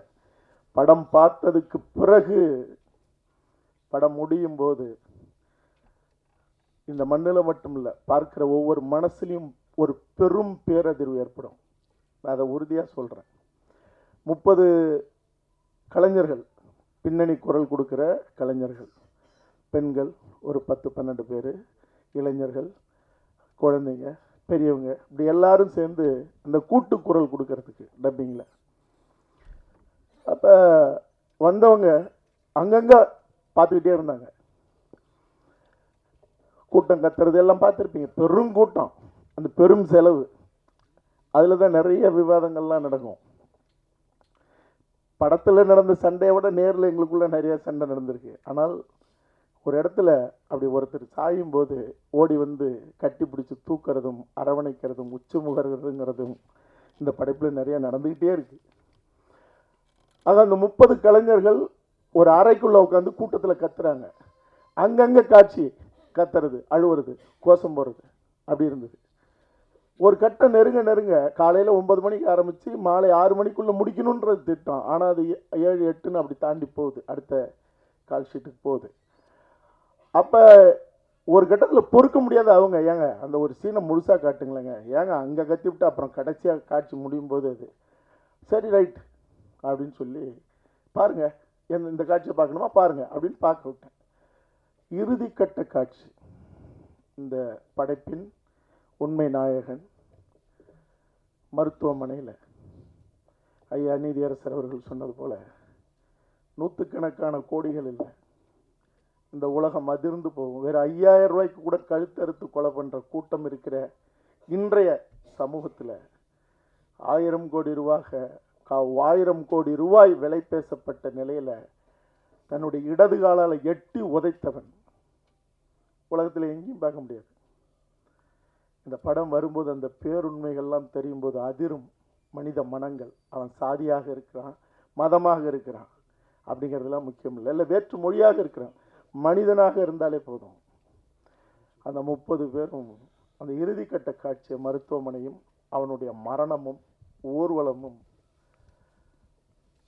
இன்ஜினியர் பாரி அப்படின்னு இந்த 4 ஃப்ரேம்ஸ் இந்த குரல் பதிவு தளம், அங்கே ஒரு அறைக்குள்ள 30 பேரும் உட்காந்துருக்காங்க. ஒரு சின்ன அறை தான். நாங்கள் 2 பேரும் இங்கே அந்த பொறியாளர் அறையில் இருக்கோம். அந்த காட்சி போகுது, பார்க்குறீங்களான்னு நான் கேட்குறேன். ஏன்னா இறுதிக்கட்ட காட்சி என்ன மாதிரி மனநிலை, ஏன்னா இவங்க தினம் திரையை பார்க்குறவங்க. இந்த அவனுக்கு நீ பேசு, இவனுக்கு கத்து, இவனுக்கு திட்டு நின்று அப்படின்னு. அப்போ தினம் பார்க்குறவங்க அவங்களுக்கு வேற அது ஒரு பெரிய மரத்து போயிருக்கும். அப்போ நீங்கள் அந்த இறுதிக்கட்ட காட்சியை பார்க்க போடுங்க அப்படின்னாங்க. நடக்குது, இறுதிக்கட்ட காட்சி போகுது. அறையில் நாங்கள் இங்கே உட்காந்துருக்கோம், பொறியாளர் நானும். காட்டுறாரு, ஏன்னா நடுப்புற கண்ணாடி இருக்கும், உங்களுக்கு தெரியும். அந்த அறையை இந்த அறையை தடுக்கிறது, ஏன்னா இங்கேருந்து சொல்கிறதுக்கு. ஒரு அம்மா குனிஞ்சு அழுதுச்சு, இன்னொரு அம்மா சேலை எடுத்து, இன்னொரு அம்மா திரும்பிச்சு, ஒரு பையன் கரிச்சு இப்போ வருவான் குடிஞ்சு இவர் என்கிட்ட சொல்லிக்கிட்டே இருக்கார், பாரு சார் பாரு சார். இதெல்லாம் இறுதிக்கட்ட காட்சியினுடைய. அதுக்கு முன்னாடி வரைக்கும் சிலிர்ப்பு, நெருப்பு, தகிப்பு, படம் பூரா அப்படிதான். ஆனால் அந்த இறுதிக்கட்ட காட்சி அது சொல்லி சார் அந்த பாரு சார் அந்த பையன் அந்த அந்த நிற்கிறான் பாரு சார், நின்று பார்க்குறான். பாடல் அந்த முடிஞ்சுது. எள்ளுவய பூக்களையே எப்படி ஒரு பாடலோ, எனக்கு ரொம்ப பிடித்த பாடல். இதில் வீரப்படையாண்ட வீரா வெற்றிக்கு பிறந்த தீரா அப்படின்னு அந்த பாடல் கவி பேரரசு வைரமுத்து அவர்கள் எழுதியிருப்பாங்க. அவன் மக்களை மறந்து மறைந்தாயே மாவீரான அந்த பாடல். அது வெறும் பாடலாக கேட்டாலே யாராலையும் தாங்க முடியாது, காட்சியாக முடியும் போது அந்த ஒரே அழுகை சத்தம், கதறல் சத்தம் எனக்கு எனக்கு வெளவெளத்து போச்சு. ஏன்னா இந்த மனநிலைங்கிறது அது அது எப்படியாப்பட்ட மனநிலைன்னு உங்களால் ஏதாவது ஒரு வகையில் புரிஞ்சுக்க முடியும். ஒரு பையன் எந்திரிச்சு, எல்லாரும் அப்படி கலங்கிட்டு இருக்காங்க, கத்திக்கிட்டு இருக்காங்க. ஒரு பையன் அந்த அந்த பொறியாளர் அறைக்கு 30 பேர் வர முடியாது, ஏன்னா சின்ன அறை. நீங்கள் இங்கே வரீங்களா, நாங்கள் வரட்டுமான்னு கேட்குறாங்க. கண்ணை தொடச்சிட்டு, இல்லை நான் வரேன்னு இப்படி வெளியில் போகிறேன். நான் போகிறதுக்குள்ளே 30 பேர் வெளியே வந்து என்னை கட்டி பிடிச்சிட்டு கதறி அழுததுங்கிறது அது என் படைப்புக்காகங்கிறது மட்டுமே நான் நினைக்கல. ஒருத்தன் அறம் கொண்டு வீரம் கொண்டு நேர்மை கொண்டு பிறந்து வாழ்ந்த ஒருத்தனுடைய வாழ்க்கைங்கிறதுனால தான் அந்த கதறலும் அந்த அழுகையும். இல்லைன்னா வராது, வரவே வராது. ஆக நான் இந்த படம் வெற்றி படங்கிறது இல்லை, எனக்கு எந்த சந்தேகமுமே இல்லை. இன்னொன்று, என் மனது நெருங்கிய எத்தனையோ மூத்த பத்திரிகையாளர்கள் அவங்க பார்த்து நான் வளர்ந்துருக்கேன். நிச்சயமாக அவங்க என்னை வளர்த்துணுன்னு நினைப்பாங்க. ஒரு படைப்பை எடுத்துட்டு ஒரு படைப்பாளி கெஞ்சவே கூடாது. உரிமை வேற, எப்படியாவது பாருங்க, எப்படியாவது வெற்றி அடையுங்க. நீங்க வெற்றி அடைய வைக்கிறதுக்கான தரமும் தகுதியும் அறமும் நேர்மையும் உண்மையும் அந்த படைப்பில் இருக்குன்னா உலகத்தில் யாராலையும் அந்த வெற்றியை தடுக்கவே முடியாது. இந்த படைப்பினுடைய வெற்றிங்கிறது அது நான் இவ்வளோ காலம் போராடினேன், எல்லாரும் தெரியும். எல்லாத்தையும் விட்டுட்டு ஓடும்போது தான் இழுத்து பிடிச்சி என்னை நிறுத்தி இடையில என்னுடைய போராட்டம் குறைவாக இருக்கும். அப்படி இருந்தும் பரந்தூருக்கு போயிட்டேன். போய் அங்கே உண்டு இல்லைன்னு பண்ணிவிட்டேன். வந்த உடனே பெரிய ரைடு இவங்க தான், யாருக்குன்னு அடங்குற ஆள் இல்லை. ஆனால் பணம் போட்டவர்கள் சொல்லும்போது நான் யோசித்தேன், இந்த படைப்பு படையாண்ட மாவீரனுடைய வெற்றி. அதாவது நான் சந்தனக்காடு எடுத்தேன், ஒரு இனமும் வனமும் சிதைந்த வரலாறு. அதிகாரத்தை கையில் வச்சிருக்கிறவன் ஆட்சியாளனாக இருக்கலாம், அமைச்சராக இருக்கலாம், காவல்துறை அதிகாரியாக இருக்கலாம், எவனாக இருந்தாலும் எங்கள் மண்ணில் அங்கே நடத்தின அந்த காட்டு மிராண்டி வேட்டை வெறும் மயிலை மட்டும் அவன் அடித்து திங்கல. எங்கள் வீட்டு பெண்களை சிதைச்சு நூற்றுக்கணக்கான பேர் அந்த காவிரி ஆற்றுல தூக்கி போட்ட அந்த காட்டு மிராண்டிகள், அவன் தேவாரமாக இருக்கட்டும் இல்லை எண்ணற்ற அதிகாரிகளாக இருக்கட்டும், உரிச்சு எரிச்சு சாம்பலாக்குன அந்த படைப்பில். ஏன்னா என் மொழியை பேசுகிற, என் இனத்தை சார்ந்த அல்லது என் மண்ணில் அவன் எந்த சாதியாக இருந்தாலும் யாராக இருந்தாலும் எங்கள் வீட்டு பெண்களையும் எங்கள் வீட்டு ஆண்களையும் அவன் அச்சுறுத்தினாலோ அடிமைப்படுத்தினாலோ அடிச்சாலோ அழிச்சாலோ அவன் எவனாக இருந்தாலும் அவன் இந்த மண்ணில் இந்த உலகத்து முன்னாடி தலகுனிலும் தான் நான் சந்தனக்காடு எடுத்தேன். அது ஒரு இனமும் வனமும் சிதைந்த வரலாறு. முந்திரிக்காடு இது. ஒரு நிலமும் ஒரு இனமும் அழிக்கப்பட்ட வரலாறு இது. அந்த பின்புலத்தை பாருங்க. இந்த படம் பேசும், இந்த படம் அடிக்கும், இந்த படம் ஏற்படுத்துகிற அந்த கேள்வியும் வேள்வியும் பதில் சொல்றதுக்கு இங்கே யாரும் இருக்க முடியாது, ஆள் இல்லை. ஆனால் அறம் பேசியதுனால், இந்த படத்தை எதையுமே செய்ய முடியாத ஒரு நிலை இருந்ததுனால இன்னைக்கு எல்லாத்தையும் தாண்டி அவங்கள நம்ம வாழ்த்துறதும் சரியானதா அல்லது தூற்றுறதும் சரியானதான்னு எனக்கு தெரியல. இந்த படத்தை பார்த்த சென்சார் போர்டு அதிகாரிகள் மெம்பர்கள் யாராலையும் எதுவுமே சொல்ல முடியல. பாடலை கொண்டுட்டு போகும்போது பல கட்டுகளை கொடுத்தவங்க படம் பார்த்தாதான் நாங்கள் பாடலுக்கு அனுமதி கொடுப்போம்னு சொல்லி முதல் முறையாக தமிழ் திரை வரலாற்றில் முடியாதுட்டாங்க. எனக்கும் அவர்களுக்கும் கடுமையான வாக்குவாதம். ஆனால் நான் படத்தை எடுத்து முடித்து கொடுத்தேன். கொடுத்ததுக்கு பிறகு நீங்கள் அவ்வளோ பெரிய மாவீரனுடைய வரலாறு இவ்வளவு செறிவாகவும் இவ்வளவு வலிமையாகவும் சொல்லும்போது ஏன் அவருடைய படத்தையே நீங்கள் தொடக்கத்தில் போட்டு சமர்ப்பணம்னு நீங்கள் செய்யக்கூடாதுன்னு என்னை கேட்டு அப்படி தான் நான் பதிவு பண்ணியிருக்கேன். ஆமாம், இது காடுவெட்டி குரு அவர்களுடைய ஒரு பெரு வரலாறு, வீர வரலாறு.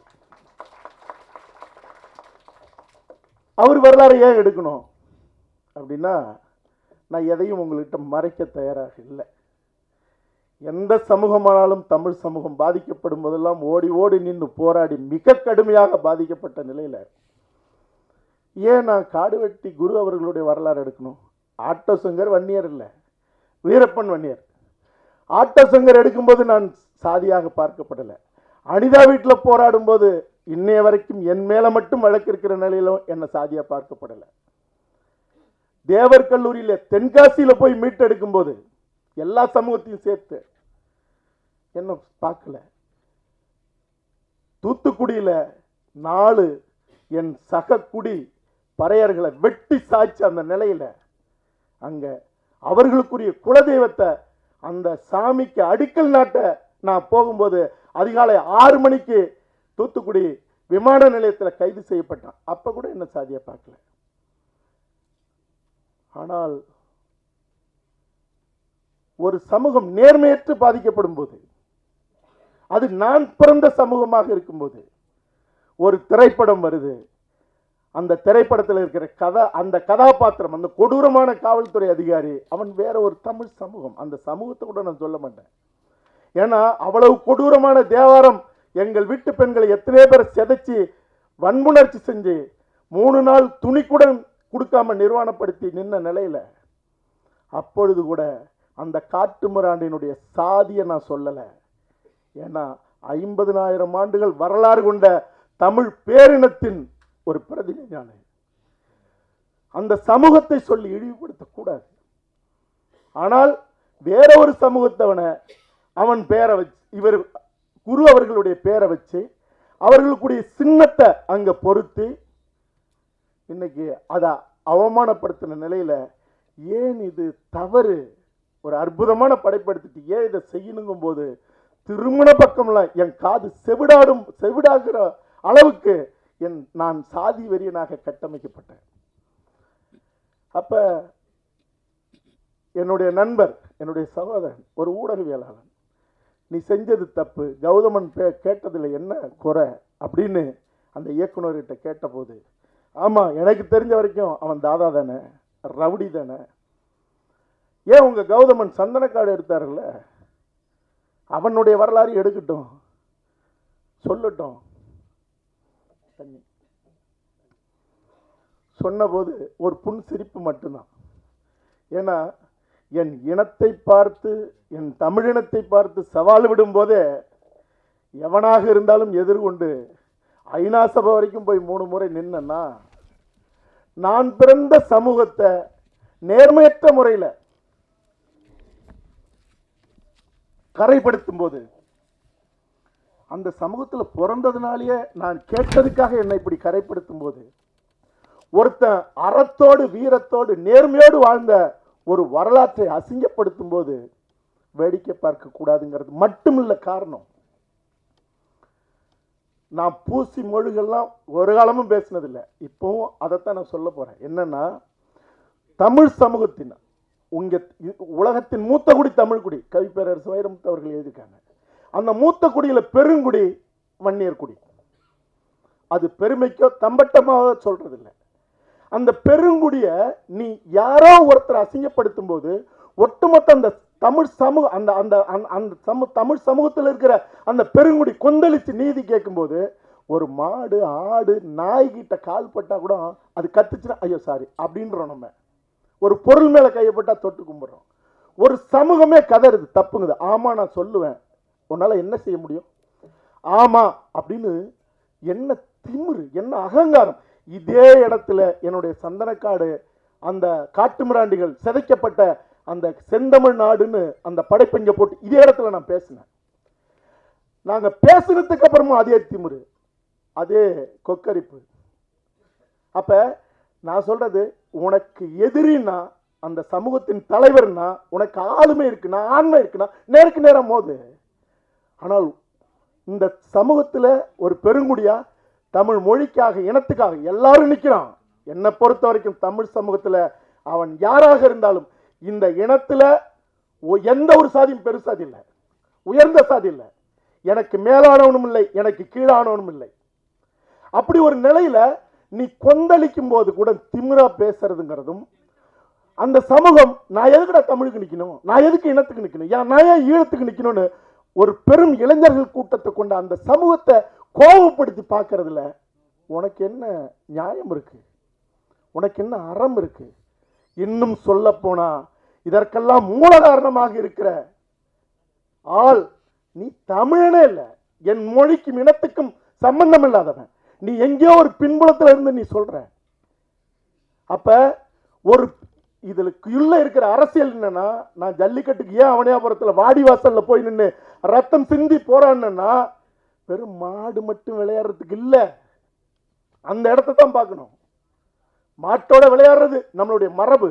ஏன் நெஞ்சு, ஏன் ரத்தம், ஏன் மாடு குத்துனா ஏன் வயிறு தான் தெரியுது. எந்த மாடு செத்ததா சரித்திரம் இல்லை. உனக்கு ஏன் பயம்? சிங்கத்தோட விளையாட முடியுமான்னு கேள்வி கேட்ட ஒரு உச்ச நீதிமன்ற நீதிபதிக்கு பதில் சொல்றதுக்கும் பதிலடி கொடுக்கறதுக்கும் தான் நான் அவனியாபுரம் வாடிவாசல்ல நின்னேன். ஏன்னா நீங்க ஜெர்சி மாடு வந்துடும். இன்னைக்கு இயற்கை விவசாயத்தில் அதனுடைய மூத்திரமும் அதனுடைய சாணமும் தான். அந்த இயற்கை மாடு அந்த பால் கறந்தா தான், அந்த பாலை குடிச்சா தான் அறிவுள்ள பிள்ளைகள் வளரும். இல்லாட்டினா மாடும் பன்றியும் சேர்ந்த ஒரு இனத்திலிருந்து பாலை குடிச்சா என்ன ஆகும்? அப்ப என் இனம், என் நிலமும் அழிக்கப்படுது, என் இனமும் மலடாக்கப்படுது, என் நிலமும் மலடாக்கப்படுது.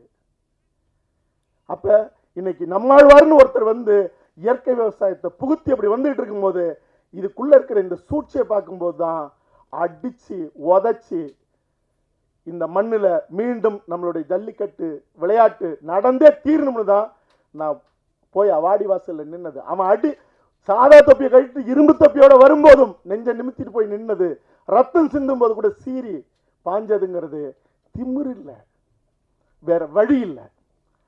அப்ப தமிழ் சமூகத்துல எழுச்சியோட ஒரு நிக்கிற எந்த இனமாக இருந்தாலும், அது அது அது சின்ன சமூகமா இருந்தாலும் சரி, பெரிய சமூகமா இருந்தாலும், ஆனால் பெரிய சமூகமா இருக்கும்போது அவர்கள் உரிமை மறுக்கப்படுறதும், அவர்கள் அடக்கப்படுறதும், அவர்கள் அவமானப்படுத்தப்படுறதும் ஒரு பெரும் சமூகத்தில் நிகழ்ந்தா, அவனுக்கே இப்படி நிகழ்ந்துருச்சுப்பா, நாம என்ன செய்ய போறோம்?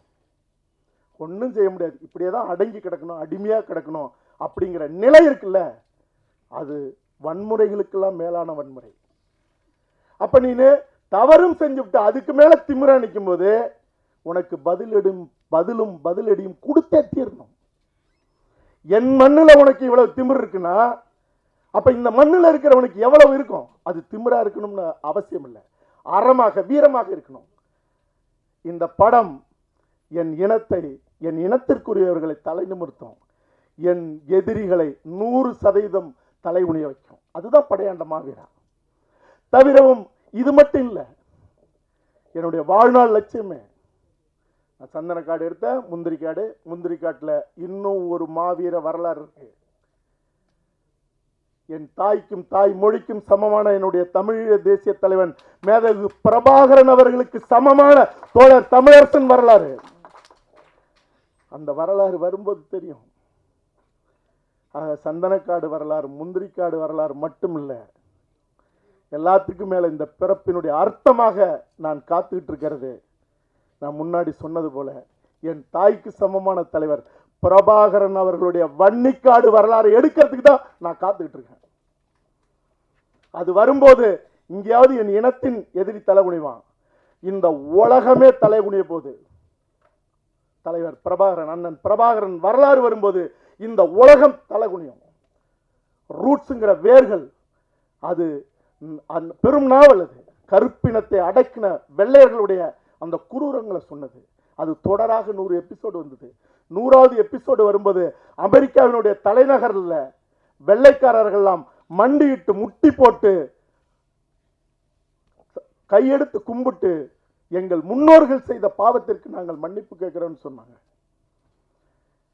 வீரமும் அறமும் செறிந்த எங்களுடைய ஈழ போராட்டத்தை இந்த உலகம் தோன்றின காலத்திலிருந்து முடிகிற காலம் வரைக்கும் அப்படி ஒரு தலைவன் இந்த உலகத்தில் இல்லை, எந்த இலக்கியத்திலும் இல்லை. அண்ணன் பிரபாகரனுடைய வரலாறு நமக்கெல்லாம் தெரிஞ்சது கொஞ்சம்.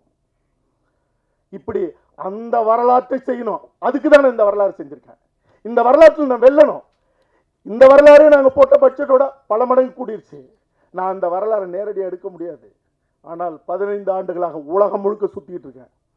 ஐநா சபைக்கு போறதோட நிக்கல, மீதம் இருக்கிற எவ்வளவு தளபதிகளை சந்திக்கணுமோ சந்திச்சு சேகரிச்சுக்கிட்டே இருக்கேன். ஆக இந்த வரலாறும் இந்த வெற்றியுங்கிறது என் இனத்திற்கான தலைநிமிர்வு.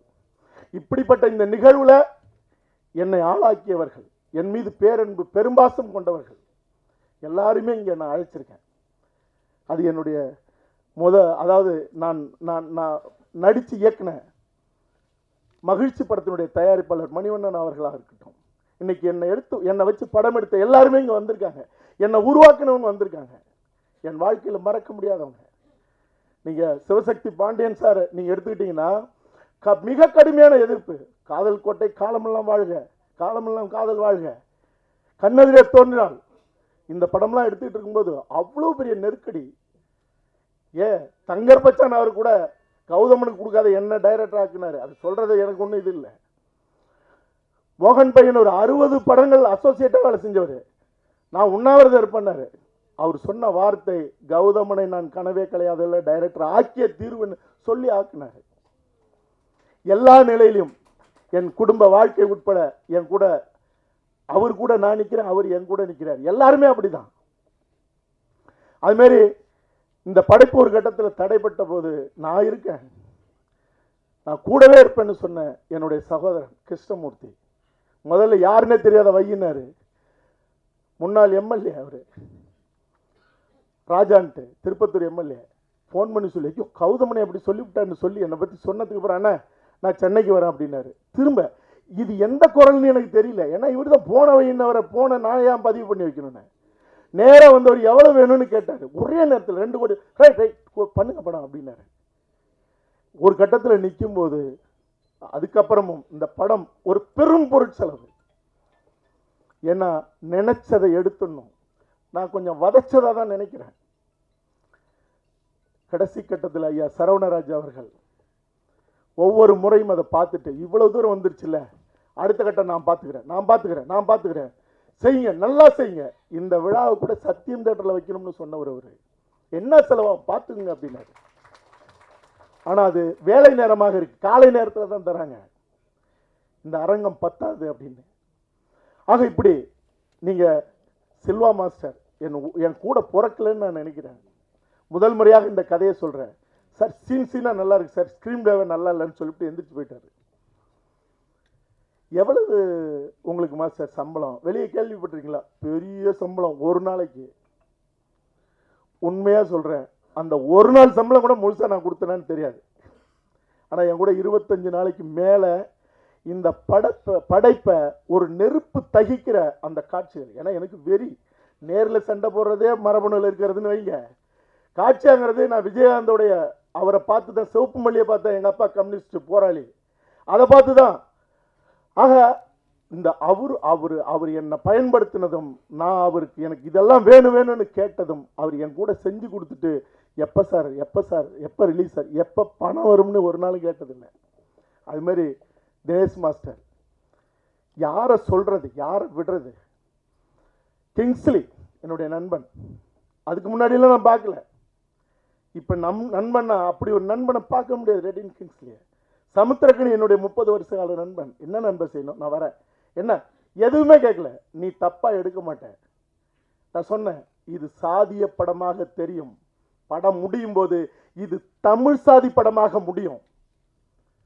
ஏன்னா இங்க சாதிய மர மனிதனை நினைன்னு சொல்லிதான் இந்த மொழிக்கும் இனத்துக்கும் சம்பந்தம் இல்லாத கூட்டம் 50 வருஷமா அடிமைப்படுத்த ஆண்டுகிட்டு இருக்கு. அதுக்காக சாதியை நான் நினைச்சு தூக்கி புடின்னு சொல்லல.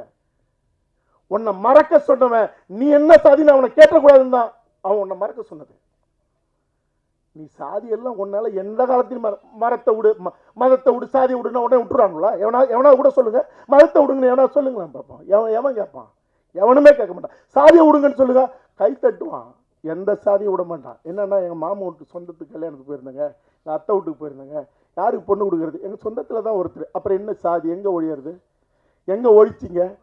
நீங்கள் ஒழிக்க ஒரு காலமும் முடியாதுங்கிறது அது சாத்தியப்படுத்தலாம் ஒரு அறமான அரசு வரும்போது. ஆனால் ஏற்றத்தாழ்வு பார்க்கிற மனநிலையை அடியோடு வெட்டி வீழ்த்தணும். எனக்கு இவன் கீழானவன், எனக்கு மேலானவன் இருக்கக்கூடாது.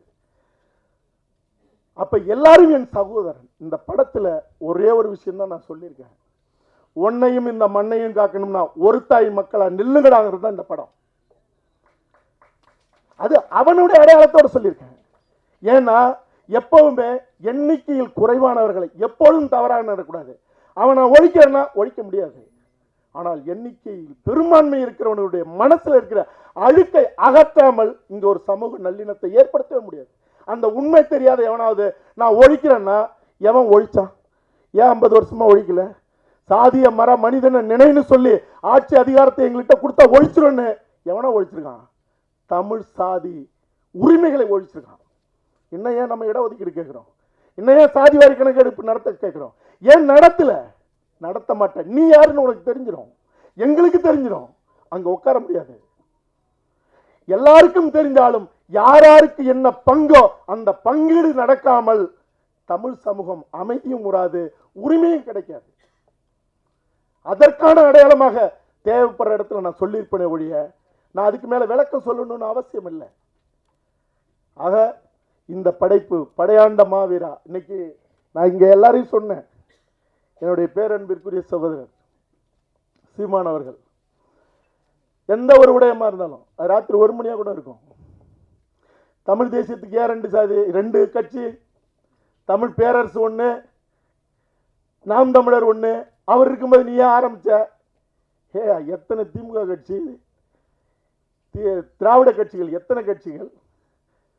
தமிழ் இனத்தை காக்க, தமிழ் மண்ணை காக்க திசைக்கு ஒரு தலைவன் தேவை. திசைக்கு ஒரு தலைவனை தமிழ் சமூகம் உருவாக்காமல் ஒருத்தன் வீழ்ந்தா இன்னொருத்தன் எழுணும். தேவைப்படும் போது எப்படி அப்பா அம்மாவுக்கு உடம்பு சரியில்லைன்னா, ஒரு ஆபத்துனா அத்தனை பிள்ளைகளும் ஒன்று கூடி நிற்குதோ அப்படி நிற்காமல் தமிழ் சாதிகளையும் தலைவன் தேவை. இதை இழிவாக, கேவலமாக, குதர்க்கமாக பேசுகிற கூட்டத்திற்கு அதை பத்தி நான் கவலைப்படலை. அது அவசியமும் இல்லை. அது ஈனத்தனமான பிறவிகள். தன் சமூகத்தை காக்க ஒவ்வொரு சமூகத்திலும் தலைவன் தேவை. அத்தனை தமிழ் சாதிகளும் ஒன்று சேர்ந்து நின்று தமிழ் நிலத்தை, இது என் நிலம், இது என் தாய் நிலம், இது என் தாய்மொழின்னு ஒன்று சேராம ஒரு காலமும் விடியல் கிடைக்காது. இன்னைக்கு உன்னை சாதியை பிரித்து வச்சுட்டு தானே என்ன செய்யறான்? விலை கொடுத்து வாங்குறான். இந்த சாதி நான் எடுத்துக்கிறேன் திமுக, இந்த சாதி அண்ணா திமுக நான் விலைக்கு வாங்கிக்கிறேன். என்ன ஈனத்தனம்? சாதியை ஒழிச்ச நீ சாதி சாதி தலைவர்கள்லாம் விலை பேசுவாங்க, பொட்டிக்கு கொடுப்ப, சீட்டு கொடுப்ப, அப்புறம் தான் நீ பிரிச்சு வச்சிருக்கிய. அப்புறம் எங்களுக்கு சரி வாங்குறிய, ஆளை விலைக்கு வாங்குறிய, அவனுக்கு பதவி கொடுக்குறியா? என்ன அயோக்கியத்தனம்? ஒரு குரல் எழுந்தது, கூட்டணி கூப்பிட்டு ஆட்சியில பங்கு வேணும்னு. இது இப்ப இல்ல, முன்னாடியே எல்லா தலைவர்களையும் அடக்கிட்டாங்க. ஆட்சியில பங்கு கொடுத்தா என்னாவோ, அவன் சமூகத்தை வளர்த்துக்கிட்டே இருப்பான். இப்ப என்ன, உனக்கு பொட்டி வேணுமா வாங்கிக்க போயிரு. என்ன அயோக்கியத்தனம்? அது இனிமே நடக்க கூடாது, இனி நடக்காது. இது இந்த படம் தமிழ் சமூகத்தினுடைய பேராயுதம். இப்படியெல்லாம் எண்ணற்ற பிரச்சனைகள் நடக்கும் போது அல்லது எதுவாக இருந்தாலும், முன்னாடி சொன்னது போல ஏன் 2 கட்சி நாங்கள் எப்போதுதான் மேடையில் சந்திக்கிறோம். எப்ப தேவையோ அப்பொழுதெல்லாம் நாங்கள் பேசிக்கிட்டே தான் இருக்கோம். நான் விழும்போது ஒரு காலமும் அவர் வேடிக்கை பார்க்க மாட்டார். அவர் விழும்போது அல்லது அவர் வீழ்த்தப்படும் போது அவன் எவனாக இருந்தாலும் இல்ல எவனாக இருந்தாலும் நான் போய் நிற்போம் முதலாளா. இந்த தமிழ் சமூகம் விழும்போது தேவனா இறுக கைப்பற்றி, அவரோட மட்டும் இல்ல இன்னும் தேவையானவர்கள்லாம் ஒரு நேரத்தில் காலம் ஒன்று சேர்க்கும்.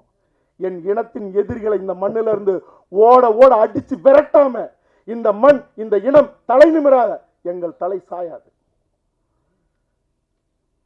படையாண்ட மாவீரா அதற்கான தொடக்கம்.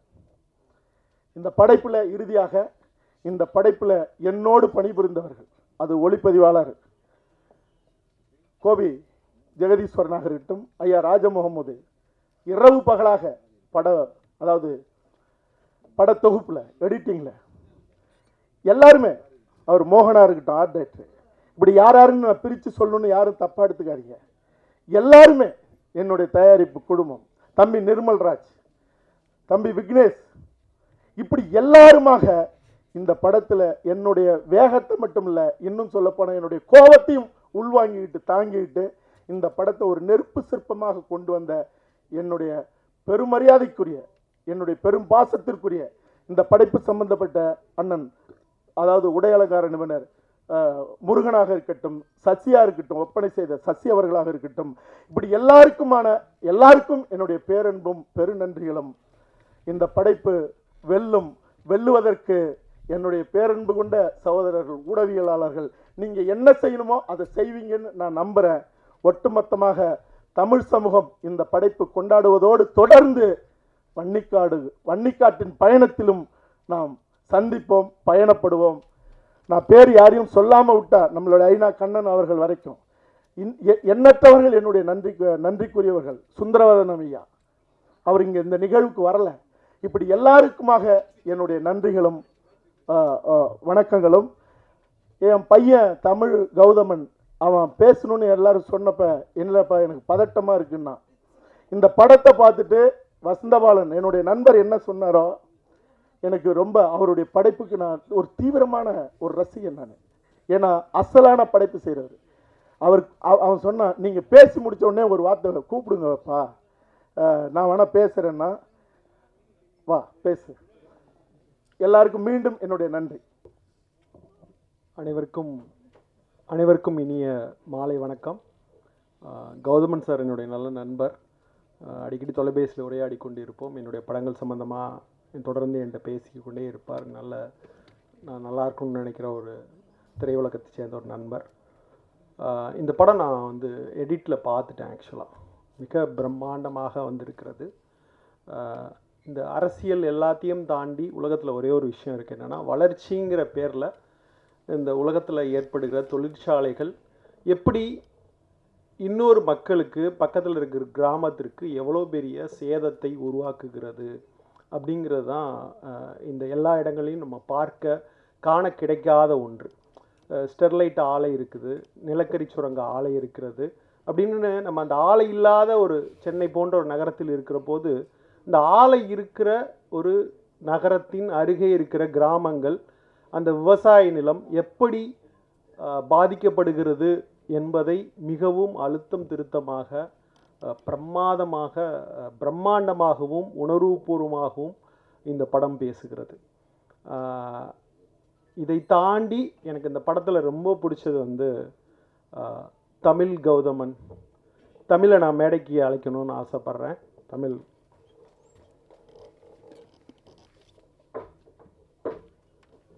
வந்து சாரோட பையன் பிரமாதமாக பண்ணியிருக்கேன் அந்த படத்தில்.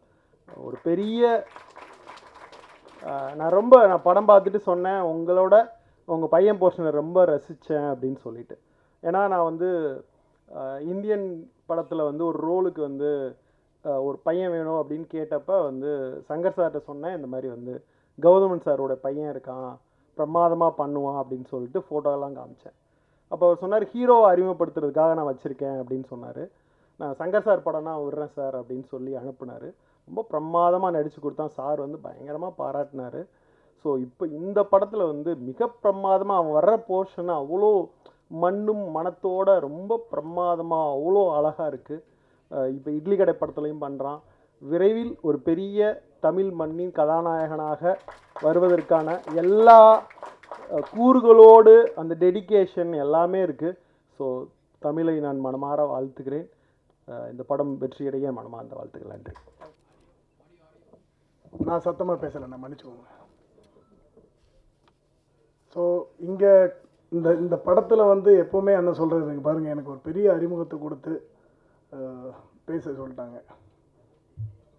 இந்த படத்துக்கு இணைஞ்சதுக்கு வந்து மிகப்பெரிய காரணம் என்னென்னாச்சுன்னா, அவர் எனக்கு ஒரு நண்பர்.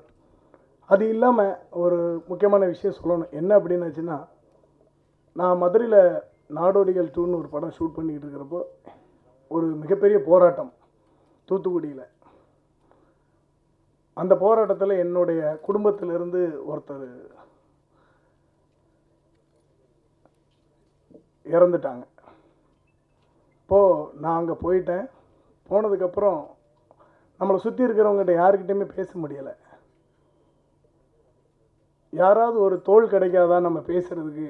ஏன்னா நம்ம அங்கே போய் நிற்கிறப்போ யாரையுமே பார்க்க முடியலை, பக்கத்துலேயே நெருங்க முடியாத ஒரு நிகழ்வு. பேசுகிறதுக்கு ஆள் இல்லை, தோள் கொடுத்து அழுகிறதுக்கு ஒரு தோள் கூட இல்லைங்க. அந்த நேரத்தில் முதல்ல வீறி பீறிட்டு வந்த ஒரே ஒரு ஆள் அப்படி யாருன்னா நம்ம கௌதமன் சார் தான். ஸோ யாருமே இல்லாத நேரத்தில் திடீர்னு இப்படி ஒருத்தர் வந்து நிற்கிறார் அப்படிங்கச்சில் எங்களுக்கெல்லாம் உண்மையிலே ஒரு மிகப்பெரிய சந்தோஷமாக இருந்துச்சு. ஏன்னா கௌதம் சார்கிட்ட நானும் அவரும் பழகி ஒரு 20 வருஷம் கேப் இருக்கும். திடீர்னு வந்து நின்னார். மிகப்பெரிய ஒரு போராளி தான், எப்போவுமே உணர்ச்சி பூர்வமாக இருக்கிறவர் தான். சண்டை காட்சி கூட அவரே வடிவமைக்கிறதுக்கு முழு முயற்சி இறங்கி பண்ணிக்கிட்டு இருப்பார். ஏன்னா அவருடைய அந்த போராளித்தனம் எல்லா விஷயத்துலையும் இருக்கும். அதாவது தமிழ்நாட்டில் எந்த மூலையில் எந்த விதமான போராட்டங்கள் இருந்தாலும், மக்களுக்கு எதிராக எந்த விஷயம் நடந்தாலும் உடனே நிற்கிற ஒரே போராளி அவராக தான் இருப்பார். டக்குன்னு உடனே வந்து நிற்கிறதுல எனக்கு அந்த விதத்தில் மிகப்பெரிய பெருமை. இந்த படத்தில் நான் ஸ்டண்ட் இயக்குனராக ஒர்க் பண்ணேன். அவருக்கும் சரி, அவருடைய புதல்வன் தமிழுக்கும் சரி ஒர்க் பண்ணோம். 2 பேருமே மிகப்பெரிய டெடிக்கேட்டட்னா என்னென்னா, அந்த படத்துக்காக எவ்வளோ வேலை செய்யணும். இப்போ சார் சொன்ன மாதிரி அவருக்கு 1000 பேர்கள் முதலீட்டாளர்கள் இருந்தாங்கன்னு எனக்கு தெரிஞ்சு 1000லாம் ரொம்ப குறைச்சல். இன்னும் வருங்காலங்களில் நிறைய லட்சாதிபதியான மக்கள் வந்து நிறைய பேர் அவங்களுக்கு சப்போர்ட் பண்ணுவாங்க. இந்த படம் மிகப்பெரிய வெற்றியடையும். என்னோட மனமார்ந்த வாழ்த்துக்கள். வணக்கம். இங்கே வந்திருக்க எல்லாருக்கும் வணக்கம். மேடையில் இருக்கிற எல்லாருக்கும் அன்பான வணக்கம். அண்ணன் இருக்கும்போது இங்கே நிறைய பேச முடியாது, அதனால் நான் சீக்கிரம் போயிடுறேன். ஒரே 2 வார்த்தையில் முடிச்சிடுறேன். கௌதமன் சார் எனக்கு ரொம்ப நெருங்கிய நண்பர். ஒரு அழகான ஒரு எளிமையான ஒரு மனசு நண்பர். ஸோ அவர் தான் இதுக்குள்ளே என்ன வர வச்சது. அவர்னால இன்னொரு ஒரு அழகான ஒரு நண்பர் எனக்கு கிடச்சிட்டாரு, அருமையான நண்பர். நம்ம கிருஷ்ணமூர்த்தி சார், ப்ரொடியூசர். அவர் one of the producer, Krishnamurthy sir. So sir வணக்கம் சார். ஸோ அவ்வளோதான். இதுக்கு மேலே அண்ணன் இருக்கும்போது நான் நிறைய பேசலை. ஏன்னா அண்ணன் டைரக்ட் பண்ண படமும் நான் பண்ணேன், அது மட்டும் சொல்லிவிட்டு ஓடிடுறேன். நான் அண்ணன் கூட வாழ்த்துக்கள் தம்பி இந்த மாதிரி வாழ்த்துக்கள் படம்லாம் பண்ணேன். அப்போ நான் பாட்டில் அண்ணன் கூட இந்த பிரேக்ஃபாஸ்ட் சாப்பிடும்போது நான் பாட்டில் உட்காந்துட்டு அந்த ப்ரொடக்ஷனில் சாப்பாடு போடுவாங்களே, அவர்கிட்ட போய் அந்த ஒயிட் சட்னி கொடுங்கண்ணே. டேய் என்னடா அப்படின்னாரு. அண்ணே என்னடா அது என்னண்ணே? டேய் தேங்காய் சட்னின்னு சொல்கிறானே. ஐயோ. அப்புறம் அந்த க்ரீன் சட்னி கொடுங்கண்ணே. திருப்பி என்ன ஒரு பார்த்தார். அண்ணே அப்புறம் புதினா சட்னின்னு சொல்கிறாரு. சரி, அதனால் அண்ணன் இருக்கும்போது நான் நிறைய பேசுகிறது தவறு. ஸோ அண்ணன்கிட்ட நிறைய தமிழ் வார்த்தைகளை நான் கற்றுக்கிட்டேன். அண்ணனோட எதுவாக இருந்தாலும் நான் பார்ப்பேன், ஏன்னா அந்த தமிழ் வார்த்தைகளுக்காக தான். ஸோ நான் நிறைய பேசலை. நன்றி, வணக்கம், தேங்க்யூ.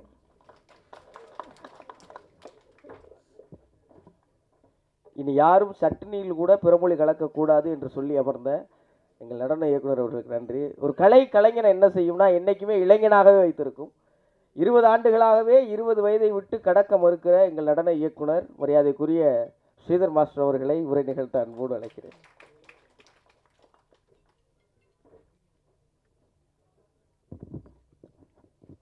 அனைவருக்கும் வணக்கம். மேடையில் உள்ள பெரிய பெரிய ஜாம்பவங்கள் அவங்களுக்கும் வணக்கம். நான் இதில் ஒரு நன்றி மாத்திரம்தான் சொல்லணும். டைரக்டர் கௌதம் சாருக்கும் தினேஷ் மாஸ்டருக்கும். தினேஷ் மாஸ்டர் கோரியோகிராஃபி பண்ணி நான் ஒரு பாட்டு ஆடிக்கோம், நானும் ஜானி மாஸ்டரும். மாஸ்டர் ரொம்ப நன்றி. அதாவது நாங்களாம் குரூப் டான்ஸராக ராஜு மாஸ்டர்லாம் ஆடும்போது அந்த ஒரு நினைவை திருப்பி எடுத்துகிட்டு வந்து திருப்பி அந்த கரகத்தை எடுத்துகிட்டு வந்து இப்படி ஒரு பாட்டை ஜிவி கிட்ட இருந்து டைரக்டர் வாங்கி பாடல்லாம் ஒவ்வொரு பாட்டுமே அதிருது. அதுக்கு ஜிவிக்கு ஒரு பெரிய பாராட்டை சொல்லணும். ஏன்னா எல்லா பாட்டுமே உணர்ச்சி விஷயமாக இருக்குது. தினேஷ் மாஸ்டர் அவர் எல்லா ஹீரோக்கெல்லாம் கோரியோகிராஃபிக் பண்ணியிருக்கும்போது நாங்கள் ஜானி மாஸ்டர்லாம் ரொம்ப அந்த பாட்டை வந்து என்ஜாய் பண்ணி ஆடினோம். அது விஷுவலாக இப்போ பார்க்கும்போது ரொம்ப அற்புதமாக இருக்குது. அந்த ஒளிப்பதுவும் சரி, எனக்கு அப்பப்போ இங்கிலீஷ் வருது, பயமாக இருக்குது. அதுக்கப்புறம் அதான் நன்றி மாத்திரம்தான். தேங்க்யூ, நன்றி ஸோ மச். அது 15-16 படத்தை சொன்ன கருத்தை விட இன்றைக்கி ஒட்டுமொத்தமாக கொண்டாந்து கரெக்டாக இதெல்லாம் தமிழன் கேட்டுட்டு போயிடக்கூடாது, காதில் கேட்டு மனசில் இறைக்கணும், அந்த மாதிரி கருத்துக்கள். அப்புறம் சொன்னார், நான் வந்து வாடகைக்காரில் வந்து இறங்கினார், நல்ல படம் எடுத்து தான் அப்படி தான் கஞ்சா கடத்துகிற மாதிரி படமாக தண்ணடிச்சுக்கிற மாதிரி ஒரு 100-200 கொலை பண்ணுற மாதிரி இல்லை படம் முடிந்தால் நீங்கள் ஒரு 2 கோடி மதிப்புள்ள காரில் வந்து இறங்கியிருப்பீங்க. நம்ம பண்ண பாவம் நல்ல உடம்பு எடுத்துட்டோம். அடுத்து படம் பண்ணும்போது உஷாராடுங்க. இங்கே மாஸ்டர் தினேஷ், நான் மாஸ்டர் சொல்லிட்டேன்னா பரவாயில்ல. இந்த ஒயிட் சட்னி சொல்லும்போது சீமான் அண்ணன் பார்த்தாரு, தேங்காய் சட்னி சொல்லு அப்படின்னாரு.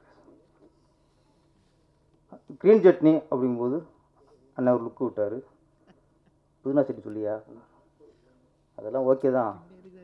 தினேஷில் இஸ் இருக்கே, சட்னியை மாற்றிடலாம், இஸ் எப்படி மாற்றுறது? அது மாதிரி ஸ்ரீதர் மாஸ்டர், இந்த ஸ்ரீ எப்படி மாற்றுன்னு கேட்டுங்கம்மா அண்ணன்ட்ட.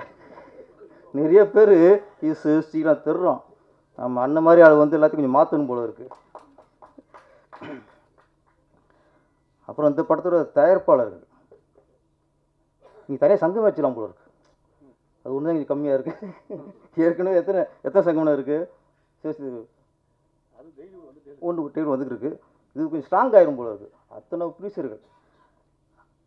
ஒன்றே ஒன்று சொல்லணும், இங்கே சில பார்ட்னர் வருவாங்க, 2 தயாரிப்பு இருப்பாங்க, சேர்ந்து தயாரிப்பாங்க.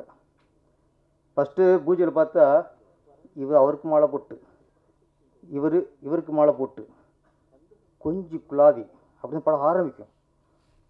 போக போக பார்த்தா நம்மளை கூட இருக்காங்கல்ல, ஒரு தயாரிப்பில் வருவார். அப்போ இயக்குனர் நல்ல மூடில் இருப்பார், இதாக இருப்பார். தயாரிப்பு வந்தவுடனே அவர் வணக்கம் எந்திரிச்சு வணக்கம் சொல்லுவார். ஓகே, அடுத்து இன்னொரு புதுசில் பார்ட்னர் வருவார். பார்ட்னருக்கு என்ன தமிழில் பங்குதாரர். அண்ணன் மன்னிச்சிருக்கண்ணே, நீங்கள் நிறைய மன்னிப்பு கேட்க வேண்டியிருக்கோம், இது ஒரு வழி இல்லை. பங்குதாரர் வருவார். அப்போ அந்த இயக்குனர் அந்த ஷார்ட் வைக்கிற அதில் மூடில் இருப்பார். தயாரிப்பு வரும்போது வணக்கம் சொல்லுவார், வணக்கம் சொல்லிட்டு போயிடுவார். கூட சொல்லுவான். அவர் வரும்போது டைரக்டர் எந்திரிச்சு வணக்கம் சொன்னார், நீங்கள் வரும்போது உட்காந்து சொல்கிறார், கொஞ்சம் ஏறும். மறுநாள் இந்த ஃபஸ்ட்டு பங்குதாரர் ஃபஸ்ட்டு வருவார். கதாநாயகி, சார் வணக்கம் சார், சாப்பிட்டீங்களா சார்? சாப்பிட்டோம்மா. அடுத்து இன்னொரு பங்குதாரர் அப்புறம் வருவார். அந்த அம்மா இப்போ டைலாக் எல்லாம் மனப்பாடம் பண்ணிக்கிட்டு இருக்கோம், வசனத்தை மன்னிக்கணும்னே எத்தனை மணிக்கு அப்படிலாம் லிஸ்ட் போட்டுக்குவோம். வசனத்தை மனப்பாடம் பண்ணிக்கிட்டு இருக்கும்போது இவர் வருவார். அவர் வணக்கம் சொல்லுவார், சார் அவன் கூட சொல்லுவான், சார் அவர் வரும்போது என்ன சார் சாப்பிட்டீங்களா அப்படின்னுச்சு, நீங்கள் வரும்போது சாப்பிட்டு கேட்கல சார். இப்படி டெய்லி ஒரு பிட்டை போட்டு படம் முடியும் போது பெரிய சண்டையாயிரும். ஃபஸ்ட்டு பங்குதாரர்கள் கடைசி சண்டைதாரர்கள் ஆயிடுவாங்க. 2 பிடிச்சிருக்கு இந்த கதி. நீங்கள் எத்தனை பிடிச்சிருக்கீங்க? இதுவே பெரிய சாதனை கௌதம் சார்.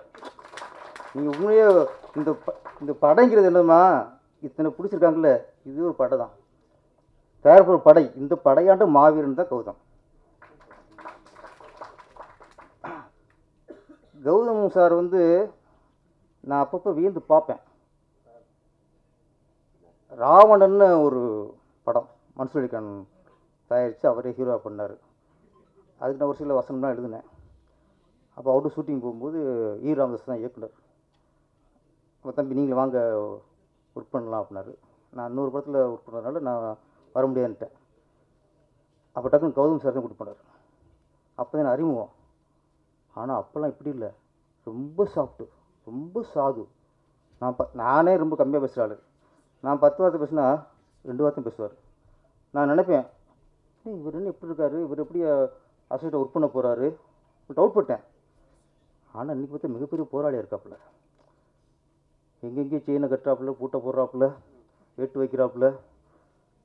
இன்னொன்று என்கிட்ட காப்பி வாங்காமலே ஒரு விஷயம் பண்ணிட்டாப்புல. தமிழ் பேரரசு கட்சி. நீ பேரரசு கேட்கணும் வைக்கக்கூடாதா? நீங்கள் தமிழ் வைக்கிறதுக்கு அண்ணன் கேட்டுக்கலாம், தப்பு, ஓகே. பேரரசு என்கிட்ட காப்பி வச்சு நீ காப்பி வச்சு பெரிய பிரச்சனை இருக்கு இன்றைக்கி. ஆமாம், நீ பேரையே முடிக்கிட்டாப்புல. இருந்தாலும் தமிழ் வச்சுருக்கனால ஓகே, மன்னிச்சு விட்டுலாம். இங்கே தமிழ்நாட்டில்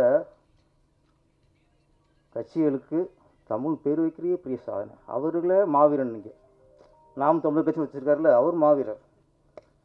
அடுத்து தமிழ் பேரரசு வச்சுருக்கீங்க, நீங்களும் மாவீரர் தான். ஏன்னா இங்கே தமிழ் சொல்கிறதே பெரிய விஷயமா இருக்குங்க. அப்புறம் இங்கே அடிக்கடி பார்த்தா சோழ வம்சம், சோழ நாடு அடிக்கடி வார்த்தை வருது. சோழ நாடு அது வரலாறு, ஆனால் இன்றைக்கி அது தமிழ்நாடு. பாண்டிய நாடு அது வரலாறு, இன்றைக்கி அதுவும் தமிழ்நாடு. சேர நாடு அது வரலாறு, இன்றைக்கி அது தமிழ்நாடு. அதுபோலத்தான் திராவிடம் என்பது வரலாறு, தமிழ்நாடு என்பது நிதர்சனம், இன்றைய நிகழ்வு. அது சேரநாடு, சோழநாடு, பாண்டிய நாடு இதெல்லாம் சேர்ந்து தமிழ்நாடாச்சு. ஆனால் திராவிடம் என்பது பிரிஞ்சது. சேர சோழ சேரங்கிறது சேர்ந்தது. திராவிடம் என்பது கேரளா, ஆந்திரா, கர்நாடகா பிரிஞ்சு நம்ம தமிழ்நாடு ஆகிட்டோம். அதனால் இன்றைக்கி இது தமிழ்நாடு. இன்றைக்கி சீமானண்ணன் இந்த படத்துக்கு வந்திருக்காருன்னா ஒரு திரைப்பட இசை விட்டு வந்திருக்காரா? இல்லை. கௌதம் ஒரு இயக்குனர் நண்பர் அப்படி வந்திருக்காரா? இல்லை. கௌதம் என்பவன் தமிழ் பற்றாளன், தமிழன், எங்கோ தான் தமிழை பற்றி பேசுகிறவன். அந்த தமிழ் உணர்வோடு தான் சீமானண்ணன் வந்திருக்காரு. இந்த படத்தில் ஒரு டைலாக் வந்துச்சு, நம்ம பாடமுரளி வரும்போது தான் வசனம். வாங்க நீங்கள் வாங்க, அறிவு வாங்கி முடிச்சுட்டு இல்லை ஏறுங்க. தமிழ் வசனம் எழுதிட்டு தமிழ் கட்டணம் என்ன இருக்கும்? நண்பர் பாடமுரளி வருமா இந்த படத்துக்கு ஒரு தான் வசனம். பல இடங்களில் கைது கட்டினேன் சார். அதில் ஒரு எல்லாம் சொன்ன டைலாக் தான். தமிழை 3 இடத்துல தான் திருப்பி அடித்தான் அப்படின்ட்டு. சந்தனக்காடு, முந்திரிக்காடு, அன்னிக்காடு. இந்த இடத்துல திருப்பி அடித்தான். பல இடங்களில் திருப்பி அடிக்காமல் இருக்கிறதுக்கு வீரம் இல்லாமல் இல்லை. தமிழனுக்கு வீரத்தை விட பொறுமை ஜாஸ்திங்க, பொறுமை அதிகம். அந்த பொறுமை காரணமாக தான் பல இடங்களில் அடிக்காமல் இருக்கான். இது நல்ல வசனம் வந்துச்சு, பாடலில் ஒரு பதிவு வந்துச்சு. தமிழ் இனம் உலகிலே அதான் மூத்த குடி. தமிழ் மொழி தான் எல்லா மொழிக்கும் தாய்மொழி, முதல் மொழி. நம்ம தான் பெரிய பேசிட்டே இருக்கோம். தமிழ் மொழி எல்லா மொழிக்கும் மூத்த மொழி அப்படிங்கிறத ஒரு பஞ்சாபிக்காரன் ஒத்துக்காமல் இருக்கலாம், ஒரு குஜராத்துக்காரன் ஒத்துக்காமல் இருக்கலாம், ஒரு மகாராஷ்டிரா ஒத்துக்காமல் இருக்கலாம், ஹிந்தி பேசுகிறவங்க ஒத்துக்காமல் இருக்கலாம். ஆனால் மலையாளம் ஒத்துக்காமல் இருக்கலாமா? ஒரு தெலுங்கு ஒத்துக்காமல் இருக்கலாமா? ஒரு கன்னடம் ஒத்துக்காமல் இருக்கலாமா? இங்கேருந்து பிரிஞ்சவங்க தான் நீங்களாம். நீங்களே இதை ஒத்துக்க மாட்டீங்கன்னா அப்புறம் அவன் கூட ஒத்துக்குவான். கமல் சார் அரசியல் ரீதியாக நிறைய விமர்சனம் இருக்கும். ஆனால் முதல் முறையாக ரொம்ப மதிக்கத்துக்கு போற்றத்துக்கு ஒரு விஷயம் சொன்னார். அது உண்மை சொன்னார், வரலாறு சொன்னார். தாய்மொழிந்து பிரிந்தது தான் கன்னடம்னார். உண்மைதானே? இதுதானே எல்லாம் படிச்சிருக்கோம். இது வரைக்கும் எல்லாரும் அதான் சொல்லியிருக்காங்க. அது பொறுத்துக்க முடியல. ஆனால் நான் மன்னிப்பு கேட்க மாட்டேன்ட்டார். அவரை பாராட்டணும், உங்கள் கையெழுத்து மூலிமா அவரை பாராட்டணும். ஏன்னா இங்கே சார் இங்கே வந்து ஒரு தமிழனுக்கு ஒரு பிரச்சனைனா இங்கே அரசியல் இல்லை, மதம் இல்லை, ஜாதி இல்லை, எல்லாத்தையும் தூக்கி போட்டு ஒரு தமிழுக்காக கொண்டு கொடுத்தானா அவன் பின்னாடி நம்ம நிற்கணும் சார்.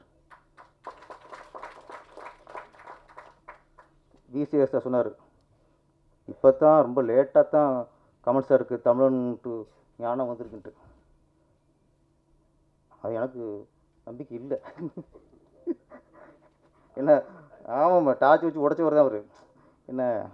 அதனால் அது ஒரு போல சொல்லிட்டார். அவர் என்ன சொல்லியிருக்கோம்னா, நான் தமிழன் அமைச்சிருக்கேன், நான் தமிழன் அப்படி தான் சொல்லுவேன். என் மொழி தான் மூல மொழி எல்லாத்துக்கும். நான் தமிழன். நான் தமிழனுங்கிற வார்த்தை என்றைக்கு வாயிலிருந்து வருதோ அன்னைத்தை விசிஆர் சொன்னது உண்மை. நீங்கள் திராவிடம் சொல்லிவிட்டுலாம் போய் பூசி கூடாது. அதாவது சீமான் அண்ணன் வந்திருக்காரு. சீமான் அண்ணன் இன்னைக்கு அரசியல் கட்சியில் சரி, சினிமாவில் சரி, சினிமாவில் சிலர் தான் தமிழுக்காக வாழ்கிறாங்க, தமிழுக்காக போராடிக்கிருக்காங்க. அப்படி ஒரு தமிழில் யாருக்கும் உணவே இல்லை. சொன்ன மாதிரி அவன் கரெக்டாக கணிக்கிறான். யார் கன்னடத்தில் கணிக்கிறான். யாரை? விசி சார் வந்து நான் தமிழ் சொல்லும்போது முட்டாள்ட்டான். அதை நம்ம உணரணும். நான் சொன்னது சரியா தவறா? நம்ம ஒன்றே ஒன்று சொல்லிடுறேன், முடிச்சிடுறேன். இன்றைக்கி நிறைய சொன்னீங்க கவுன்சில் பற்றி. இன்றைக்கி ஆந்திராவில் திரைப்படத்துறைக்குன்னு தயாரிப்பாளர் சங்கம் இருக்குது, அங்கே இயக்குனர் சங்கம் இருக்குது. அங்கே சங்கத்தில் தமிழர்கள் யாருக்கும் பதிவு போட்டு விட முடியாது சார். கனடாவில் அதே மாதிரி தயாரிப்பாளர் சங்கம் இருக்குது, இயக்குனர் சங்கம் இருக்குது, எல்லாத்துக்கும் சங்கம் இருக்குது. அங்கே அந்த மொழி சார்ந்தவர்கள் தான் அங்கே பதவி இருக்க முடியும், இங்கே இருக்க முடியாது. கேரளா இங்கே குட்டிக்காரன் போட்டாலும் சரி, அங்கே ஒரு தமிழன் வந்து ஒரு சங்கத்தில் போய் பதவி வகிக்க முடியாது. ஆனால் நம்ம தமிழ்நாட்டில் எல்லா சங்கத்துலேயும் எல்லா ஆளும் இருக்கலாம். சங்கத்து மட்டுமா இருக்கும், தமிழ்நாட்டை ஆடுறவங்களாக இருக்கலாம். அது என்றைக்கு நம்மளுக்கு விழிப்புணர்வு வரும்? அன்றைக்கி வரணும். அன்றைக்கி வந்தால் தான் நம்ம தமிழனுங்கிற உணர்வு நம்ம தமிழன் நினச்சி நிறுத்த முடியும். நம்ம எல்லாத்தையும் பதவிக்கு அவங்களை உட்கார வச்சுக்கிட்டு அப்புறம் தமிழன் என்று சொல்லடா, தலை நிமிந்து நில்லடா, அது ஒன்றே உண்மைண்ணே. அந்த வார்த்தை இருக்குல்ல, தமிழன் என்று சொல்லடா, தலை நிமிந்து நில்லடா. ஏன்னா நம்ம கீழே இருக்கோம், அவன் மேலே இருக்கான். நிமித்தே பார்ப்போம். தமிழன் என்று சொல்லடா, தலை நிமிந்து நில்லடா. சூப்பர், மாலை போடு. ஆமாம் போடு, நீ விடு.